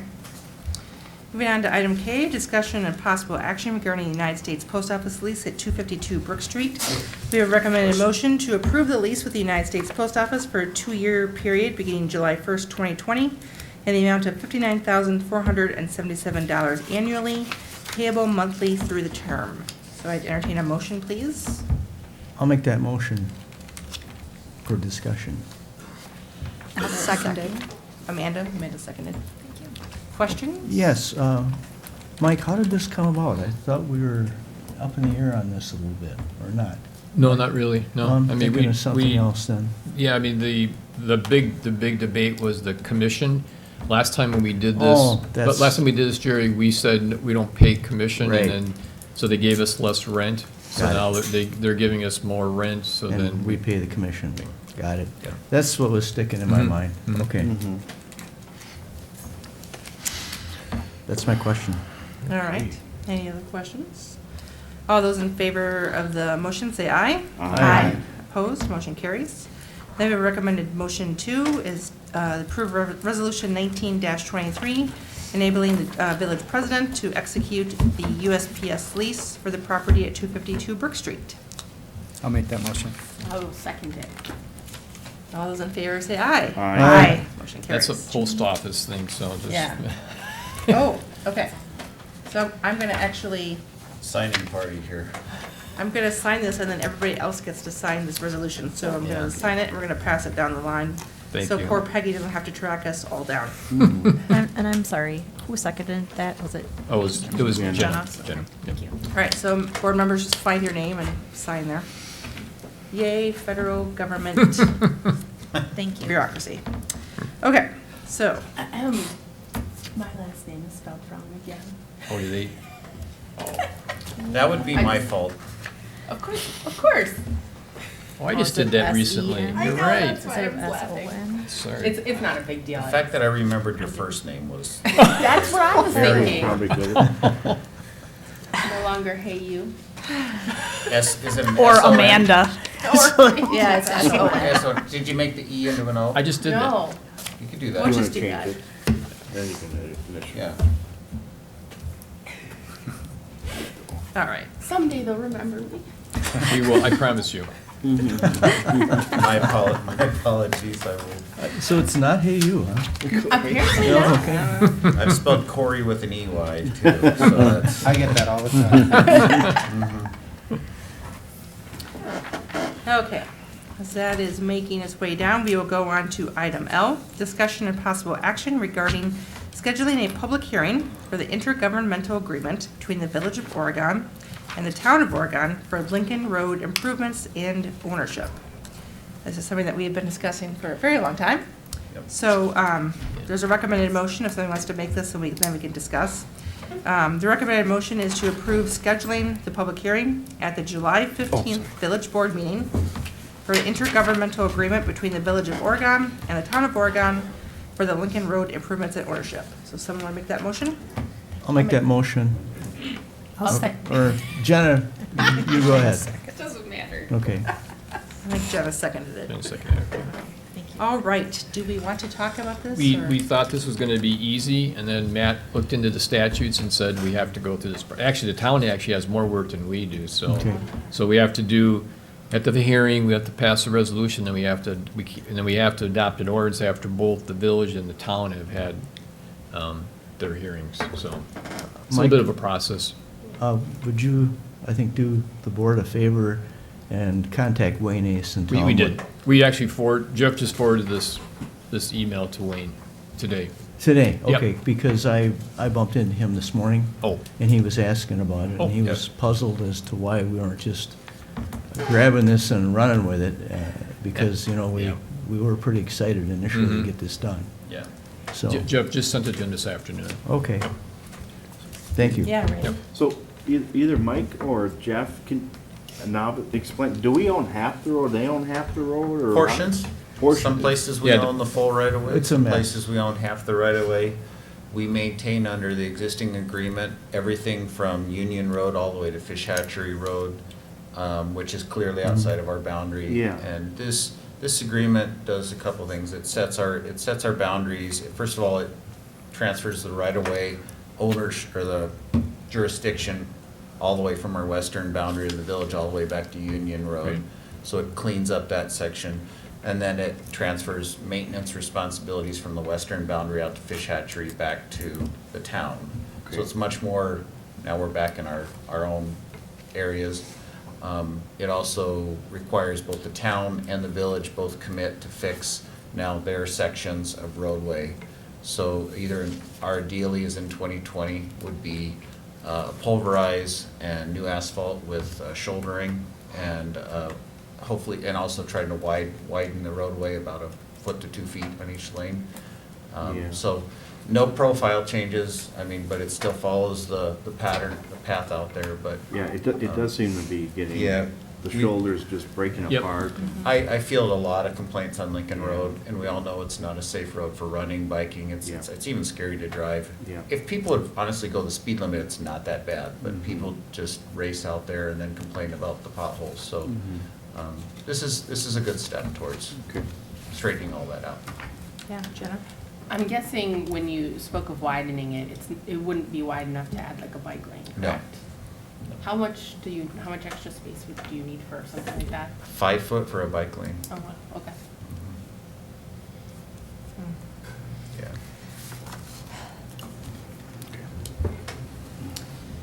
All right, then we have a motion to approve scheduling the public hearing. Right? Yep. Yeah, Pollock and Jenna, that's what I got. Yep. Right, Becky? Yes. Okay, cool. Sorry. No, that's all right. Want to make sure you heard Mike. I'm sorry. Gotcha. Okay, all those in favor say aye. Aye. Motion carries.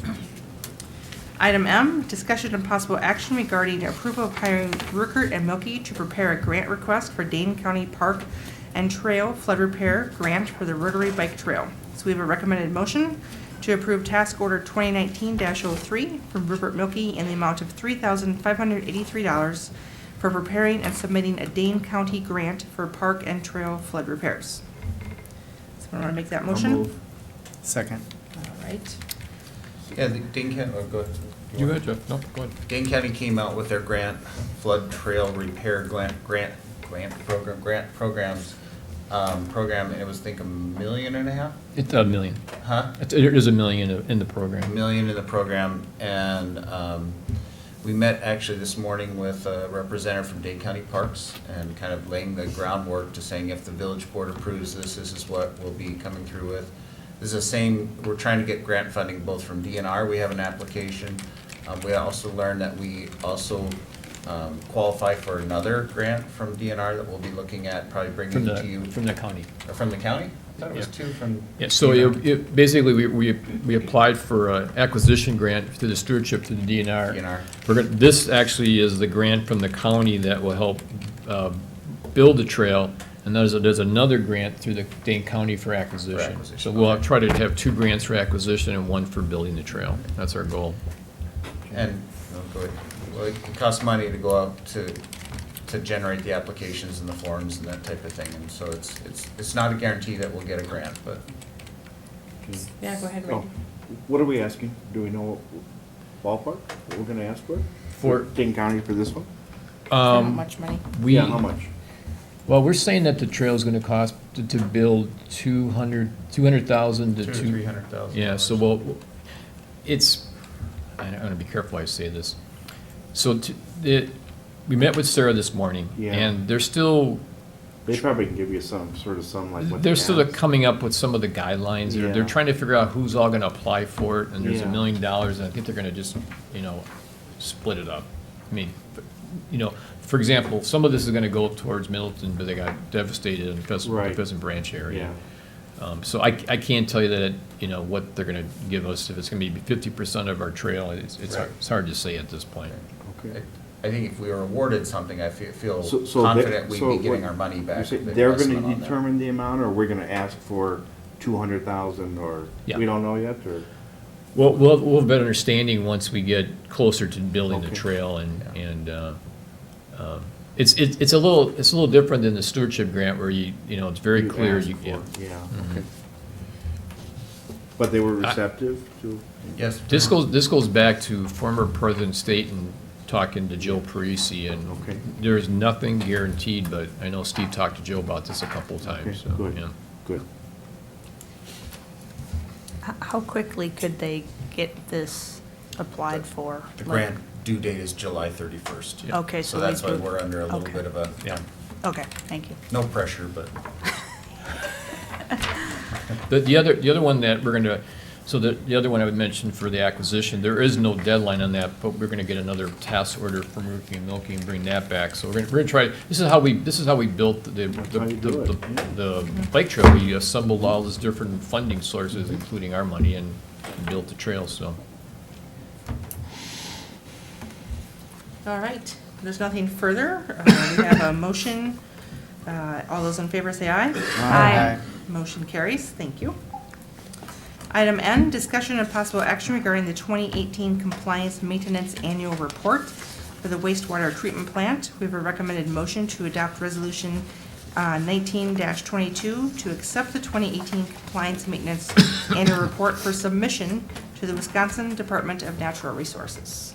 I want to make that motion, please. I'll make that motion. I'll second. Jeff, anything you want Yep. to say about this? yeah, actually, I always like to list a few people that really bring us together. Cal Anderson, Jim Thomason, and Sonny, Sonny. Sonny. Yes, thank you, no. But just to, highlight them and their work that they give to our wastewater plant and keeping everything running really well and in compliance. They do an outstanding job with that. And, our annual CMAR report is just kind of documenting that, and we submit that to DNR, and it's always done on a timely manner and good, or done well. And then, I think, just because Brian's here too, our engineers that have worked with us out of the wastewater treatment plant and Town and Country engineers have done a nice job in keeping us on task with that as well, so. Excellent. Yep. Any questions? Yeah, Cory. I guess more just a comment than a question.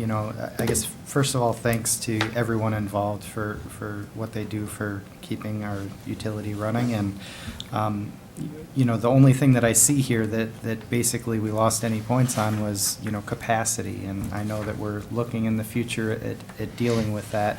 But I really want to make sure that we get that addressed, because ultimately it'll affect our growth and what we can do in the future. Correct. Yep. Correct, yeah. Yeah, they know it, oh, I'm sorry, if I could. No, I- They know, we're dealing with the I&I going into the system, yeah. I mean, I think, what do we have, almost estimates of 50% of our flow with I&I. We're really picking off the low-hanging fruit right now in some of these largest contributors, that once you'll see an I&I elimination contract come through fairly soon, and we really think we can see a significant bump. It's always easy to get that little bit, or, the big stuff first, and hopefully we'll get a kickback from that.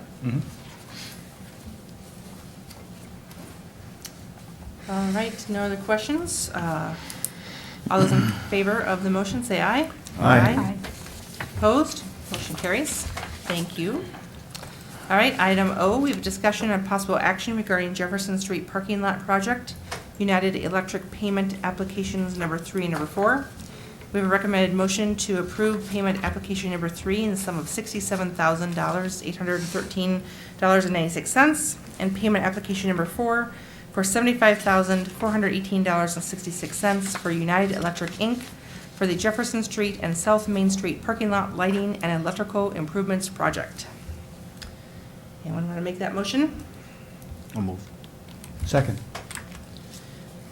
So it's coming along over there. You know, it's coming along very well, and, I mean, obviously timing when the last month when we had rain just about every other day, definitely put a damper in things, but if you'll notice a couple things that are going on, for one thing, United Electric's been in, doing a really nice job, with everything back in the parking lot, and today was our first day where we're actually switching over the businesses from the overhead to the underground. So actually, things are energized as of today. And I think they had 4 or 5 connections done this afternoon when I stopped by, and they expect the rest to go pretty smoothly this week.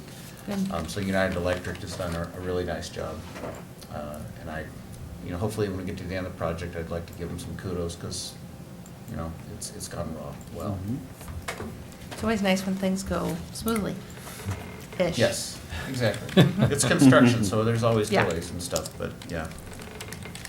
Well, I would just encourage everyone in the village to keep the faith that the parking lot will reopen. It will be beautiful. It will be good. With the new lighting. With the new lighting. Yeah, Yep, it's gonna it's look all super. coming together. Yes, short-term pain, long-term gain. Yeah. Blah, blah, blah. Yeah, I know, super inconvenient for everyone, but thank you for your patience, everyone. So, all in favor of the motion, say aye. Aye. Opposed, no one's opposed, motion carries. Item P, we have a discussion and possible action regarding ground level reservoir inspections at well sites. Recommended motion is to approve task order number 19-02 from Strand Associates for a not to exceed fee of $15,000 for the inspection and reporting for the ground level reservoirs inspections at the 3 deep well sites in the village. Someone like to make that motion? I'll make that please? motion for discussion. I'll second it. All right. My discussion is, I'm just curious how this works. Do they drop a camera down that, Jeff, or? No? Don, you wanna speak on this one? No. He's here as resident tonight. No, actually, they are confined space entries. We drain at each well site, we have an at-grade reservoir. It's a concrete basically below-grade reservoir. We're just required to inspect those. I believe that's a 5-year cycle, Don, is that right? Okay. So it's a 5-year cycle, and we drain them down. If we have to take off any sediment or anything that's in there, and then there's an inspection process, a report, and a submission process to DNR for everything. Very good. How far below ground level are they? Not very, Okay. 10, 12 feet Okay. or so. All right. Yeah, Thank you. you're welcome. And, I mean, you know, as you notice, I mean, actually, we have task orders from several different engineers tonight. You know, Strand has done our other tank inspections. They're one of the few out there that are doing tank climbing right now, and they did the inspection on the above-ground Lincoln Road Tower last year. Did a very nice job with that, so I have no problem recommending them. Any other questions? All in favor, say aye. Aye. Opposed? Motion carries. Item Q, we have a discussion and possible action regarding the 2019 annual road maintenance project. This is a recommended motion to approve task order number 7 from Town and Country Engineering to not to exceed $4,500 for preparation of bid documents and contract administration for the 2019 annual roadway maintenance program. I'll move. I'll second. All right. Okay, if you notice, I broke a record in the memo category tonight. I was waiting for someone to comment on that, but, yeah, this is our annual maintenance program. We have I think we have $345,000 in our program this year. You know, typically we've done it in summer, sometimes we've done it in the fall, got into the kind of the tail end of things. Town and Country, Brian Burke with Town and Country is here, and they will prepare the documents like they did last year. They also meet with Gary to be able to go through the roadways that we've selected, just to confirm that my selections are in agreement of what is needed the most. And then, if for some reason we do not get a positive bidding environment, then we will lump this along with what money we have for next year into a program that would be, you know, whatever we have budgeted for next year, another $300,000 to be able to attack more roadways next year. So, but we've had really good success and some great responses from bidders in the past, and the work that has been done, I think, is Payne and Nolan has done the work, and they've done an exceptionally nice job. Yeah, Amanda? A couple quick questions. North Main Street, I keep hearing about that. Is that even in better shape than some of these? Are these like the worst of the worst in the village kind of a thing? North Main Street is in more of, it's a reconstruction project, not a roadway maintenance project. No, okay, gotcha. Yeah, it's a little too far to just do a maintenance on it. So But that's that's part of our CIP. Okay. Mhm. Okay, and do we just do we ever do like sealing of the newer roads, like South Main, for example? We do, this has, I believe, I don't have those numbers in front of me right now, but basically we do, Brian, help me out, I think it's like $20,000 in crack sealing, I think it's $30,000 in chip sealing, so and those are usually parts of the newer roadways, and then we do the mill and overlay on some of the older roadways, like Okay. $300,000. So these ones are the mill and overlay, but we do more than just these roads as part of that. Correct. 375, just not high maintenance. Correct, low maintenance. and a lot of times the chip sealing and the crack filling is really based off of when that contract's coming and what Gary and Brian go around and kind of see, this is probably the area we need to focus on. Okay, good. There's more in here. That's Yep. encouraging. Thank you. Other questions? Yeah, Corey? Is this for putting together 3 separate contracts for crack filling, chip sealing, and then mill and overlay, or are they all put together? It's all together, although. One being effort. And last year we had 2 contracts in the same bid, a contract A and contract B. Yeah. So that's what we would contemplate for this year as well. So you can, I mean, a contractor can submit either all A, all B, or all A and B. Okay. Yeah. Okay, perfect. We just try to keep it simple. The problem is when we started going above $25,000 for crack sealing, it didn't make sense just to do a contract just for crack filling. Bidding it that way is great, though, because then people that want to lump it together do and give you good prices, or if they can Correct. just do a part of it, they can bid that too. Correct, yeah, it's been a good plan. Thank you. All right, if there's no other questions, all those in favor of the motion say aye. Aye. Opposed? Motion carries. Thank you, Jeff. Thank you. We're getting towards the end of the alphabet. Item R, discussion and possible action regarding the Janesville Street and Park Street intersection design alternatives. We have a recommended motion to approve alternative 1, prepared by SRF Consulting for the planned intersection improvements of the Janesville Park intersection. The planned design should also incorporate refuge islands in Janesville Street for pedestrians using the crosswalks. Someone like to make that motion, please? I'll make that motion. Second. One second. So we had an excellent public information meeting. I was very encouraged by just the sheer number of people that turned out. It was almost 40 people turned out. Yeah, that's crazy. Everyone was very constructive, a lot of questions, and we're both Town and Country and SRF Consulting, who's the traffic engineer under Town and Country on this, and then Public Works were able to kind of just share kind of some of the pros and cons of all the alternatives. The 3 alternatives are in your packet, and if you flip through them, There were people actually that I had an email from someone who said, when I came into the meeting, I was very pro roundabout.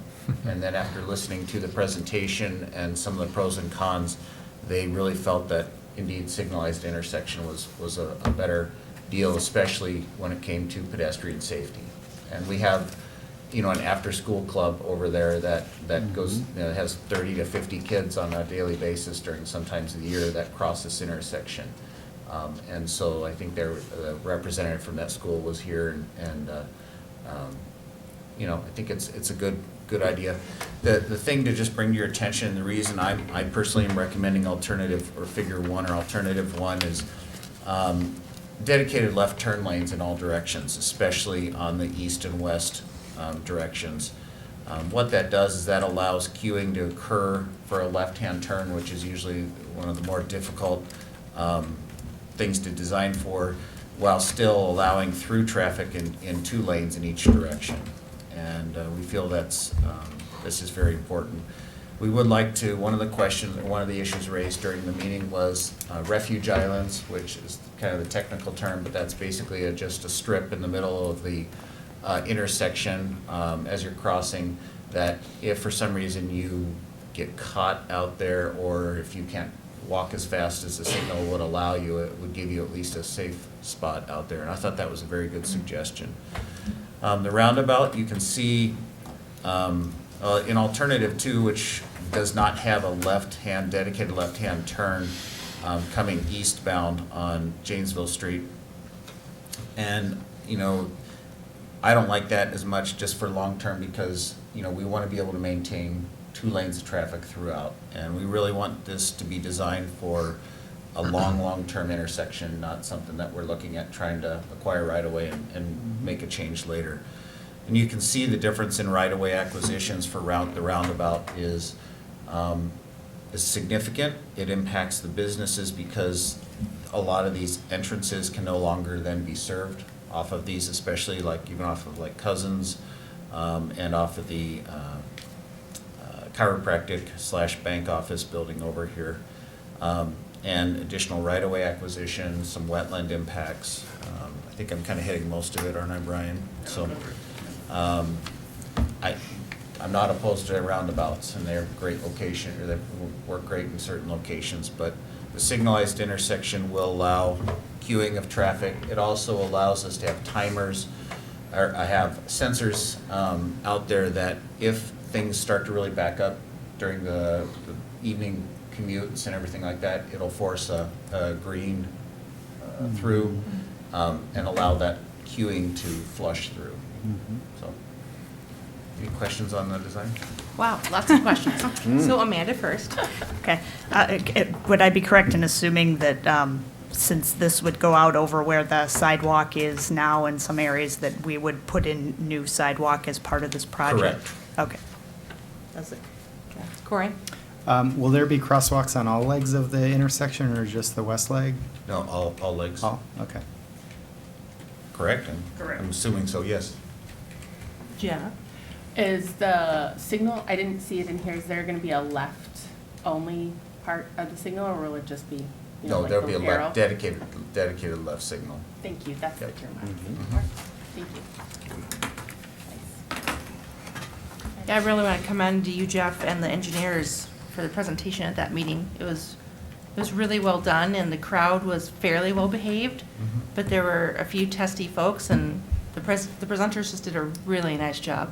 Thank you. Thank you. Yeah, you did a very, very nice We job. have a good team on this one. Yeah. Yep. Stayed very calm and had good information, and Jeff did a straw poll of how many people wanted a roundabout, and I think, 7 hands went up, and how many people wanted a stoplight, and then the entire room went up. Yeah. And it was interesting, because I think at the beginning of the meeting, that would have been opposite. Mhm. But it's interesting that people get the information, and it was also just really nice for people to be able to voice concerns and feel like they were being heard, and Yeah, I was very encouraged. it was by it was a very good use of of the public process. I was very proud to be a public servant at that meeting. So thank you. I thought If it the would have gone chairs- south, the then maybe chairs not. were a But little over the Yeah, top. Yes. Yeah. So thank you, everyone in the public who came and was engaged, and it was just nice to see people, the community engaged. So that was awesome. And what you would be approving, what you would basically be just endorsing as a public, village board tonight, the full kind of green light, if you will, to go ahead with full design on the intersection in this direction. Will that be funded eventually through TIF? The- Part of it is actually a TID project, but not the entire project.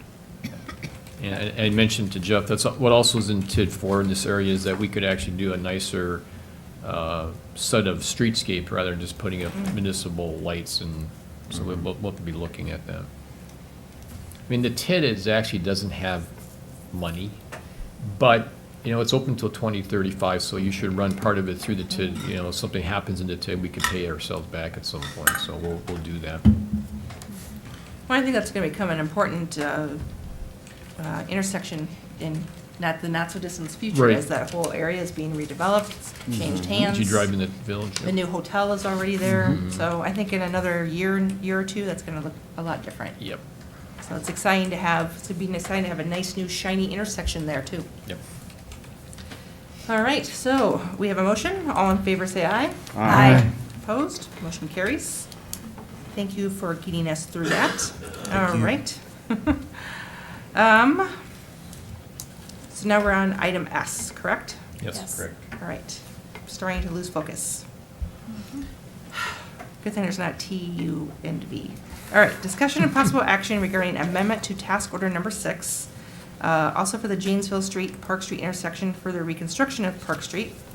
This recommended motion is to approve the amendment of task order number 6 from Town and Country Engineering for not to exceed an amount of $74,000 for the design, contract administration, and construction support for the Park Street reconstruction project.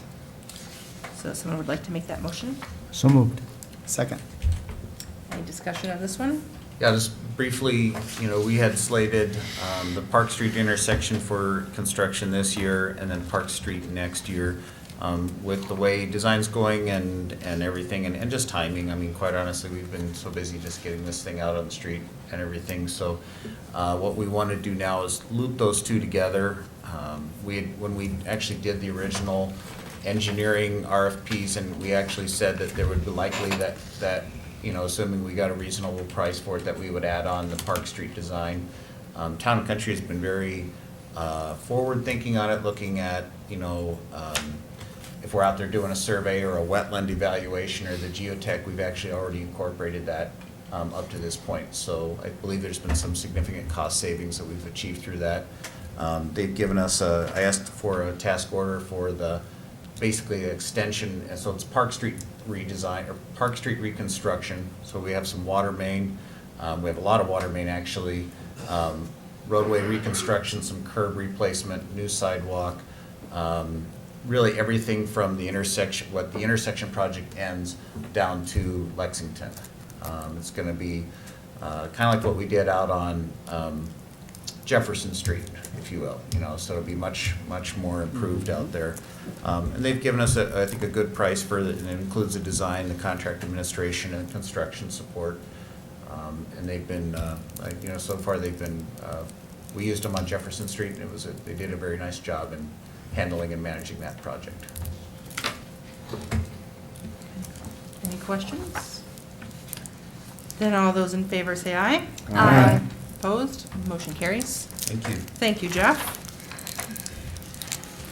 All right, so now we're on to number 9, report of committees, the Park Board meeting for June 5th, 2019. And I will turn this over to Trustee Horton. Sure, thank you. At our June 5th meeting, the first item that we discussed was the Oregon Adult Softball Association requested that the village reconsider the amount that they were paying for electricity. So the Park Commission ultimately voted to eliminate the $1,500 contribution because of the support that the Softball Association has provided in paying for lights and repairs at the fields, and they have a reduced amount that they're utilizing the lights as well. So the staff's recommendation was to waive the fee. So I'll make the motion to waive the $1,500 contribution from the Softball Association for the lights. I'll second. Can I ask a Oh, sure. question? So that's to waive it entirely? Yes. Okay. Yeah, didn't I read that they were maybe willing, they asked if it could be reduced to 1,000? But we're- Yeah, they had requested reducing it. I believe staff kind of looked into, the costs of it, what they had been paying, the contributions that they've made, and they thought that the most equitable thing would be to waive the electricity costs. There, in the packet, you can see that there, are several days that they're not even utilizing it, so even if we were to charge them, calculating how much that would be, processing all of that, and basically they said the money that they don't spend on electric, they're gonna sink back into the fields anyway. So that's really why we were in support of it. Thank you. How many years did they pay that $1,500 a year? Many years. So Candy and I were really struggling trying to find anything in writing on this, and we really couldn't. But I remember when I came here a long time ago, I'll say 1999, and they were paying back then, and they've paid, over the years, a lot of money. And that's why Candy and I recommended to the park board to discontinue it. They've paid their fair share and their element of fairness. Then maybe, can we just maybe on the record thank them for their many years of Sure. of contributions towards the lights on that field? I will ask Candy to send them an email. That would be great. Yep. Okay, any more discussion? All right, all those in favor? Aye. Opposed? Motion carries. The second item that we discussed was Rattler Corporation for developing a master plan for the Highlands of Netherwood Park. And the funding for this would come from the newly implemented park improvement impact fee. So I will make a motion to the village board to approve the proposal from Rattler Corporation to develop that master plan for the Highlands of Netherwood Park. Do I have a second? I'll second it. Okay, discussion? How big is that park? Like, Jeff, was it 5 40 acres? acres? 5 or 6 acres. Yeah, something like that. Oh, I'm thinking the bigger, Yeah, it's not just the park. Yeah. Really Oh, basically one playing field and. With parking. And parking and some amenities on the side. So that requires a master plan? It requires kind of a plan to figure out how things are gonna be laid. I wouldn't call it Oh, a okay. master, I mean. Like it a is layout Yeah, plan. it's be able to put together layouts and conceptual designs and options and. Even though it's not a huge park, they still need to look at, all of the site constraints with wetlands, floodplains, corridors, and then kind of figure out what and how to fit everything into the park. Okay. Ultimately, the proposal is $5,200, so I think it's pretty good value for getting that park laid out. You'd mentioned one field. Are we? It could be 2 junior fields. I mean, it's. 2 junior what? Soccer. Soccer. Okay. Yeah. All right. But it could be something besides soccer. We're saying playing fields. Not a ball diamond. Okay. Yeah. Will we, here we go, soccer facilities.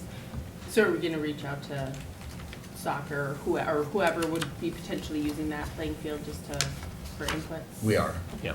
Yep. Awesome. We're talking about that during our meetings we're having every other month with the organizations. Oh, that's when this is coming out? They know we're working on this. Okay, Yep. great, Mhm. awesome. Anyone else?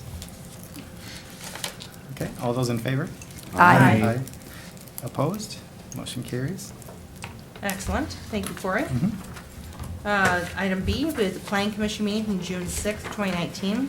We have a recommendation from the Planning Commission, and I will make this motion that we approve certified survey map for 784 North Main Street, contingent on addressing the comments in the village engineer's letter dated April 29th, 2019. Second. Any questions on this? What is Yeah, what is it? 784? Or 787 North Main? What are we looking at here? I couldn't figure it out. It's behind the Postnet building, the Postnet, and I don't think it's Fantastic Sam's, it's Cost cutters. Cost Cutters. So yeah, that was a very, very deep lot, and, or was it not terribly deep lot, and the one behind was a very deep lot that's on Thompson Drive. And last year, we did a comprehensive plan amendment, or the applicant did a comprehensive plan amendment to be able to change that around. And then this is just kind of the completion of things, which is the CSM, which will, Certified Survey Map, which will reconfigure the lot. So they'll put a duplex on Thompson, and as they want to do whatever they can on the other building there. Thank Same you. building, I think you guys were looking at renting at one time or something. Yes. Yeah. Yeah. That, yeah. Any other questions? All those in favor say aye. Aye. Motion carries, thank you. Item 10, we have some minutes not requiring action. We have the library board meeting from May 8th minutes, and the Oregon Area Fire EMS meeting, May 2nd minutes, and information that those items are in our packet. We have no unfinished business. 12A, new business, we have approval of pending new operator licenses. These have been recommended by the police department. We have one, the Legend at Bergamot, Peyton Zerflu. So I would entertain a motion to approve that. So moved. Second. All those in favor say aye. Aye. Motion carries. Item B, we have approval of pending new operator licenses, Legend at Bergamot, Brianna Viken. We have some information on our desks about this application. We do have a note from the village administrator that this could be approved by the board or referred to the Personnel, Public Safety, and Protection Committee for further discussion. I would note that we have a information from our village attorney, and his recommendation is that the application should not be denied based on the offense that's in our packet. I'll move approval. I'll second. Any discussion? All those in favor say aye. Aye. Motion carries, thank you. Item C, we have approval of pending renewal operator licenses. These have been recommended approval by the police department. Quick Trip number 302, Renee Loffman. Quick Trip 302, Stephen Lovello. Quick Trip 302, Mary Culligan. Quick Trip 302, Laura Hammond. Quick Trip 302, Tanya Fitzsimons. Quick Trip 302, Dorothy Frandy. Stop and Go, Gloria Galana. Mulligan's Bar and Grill, Elizabeth Gorman. Someone want to make that motion? I'll make that motion. I'll second it. All those in favor say aye. Aye. Motion carries. We have some future agenda items. And then, village board will adjourn into closed session during this meeting pursuant to Wisconsin statute 19.85, parent 1, parent 3, to discuss possible property acquisition for Rotary Bike Trail. And we will just adjourn from that closed session. So would someone like to make a motion to go into closed session? I'll make that motion. I'll second it. Roll call, please. Peterson? Yes. Horton? Yes. Bollig? Yes. Carpenter? Yes. Wish? Yes. Jacobson? Yes. All right, thank you, everyone. How are you? Oh, sure. Yes. Thank you. Take it over there.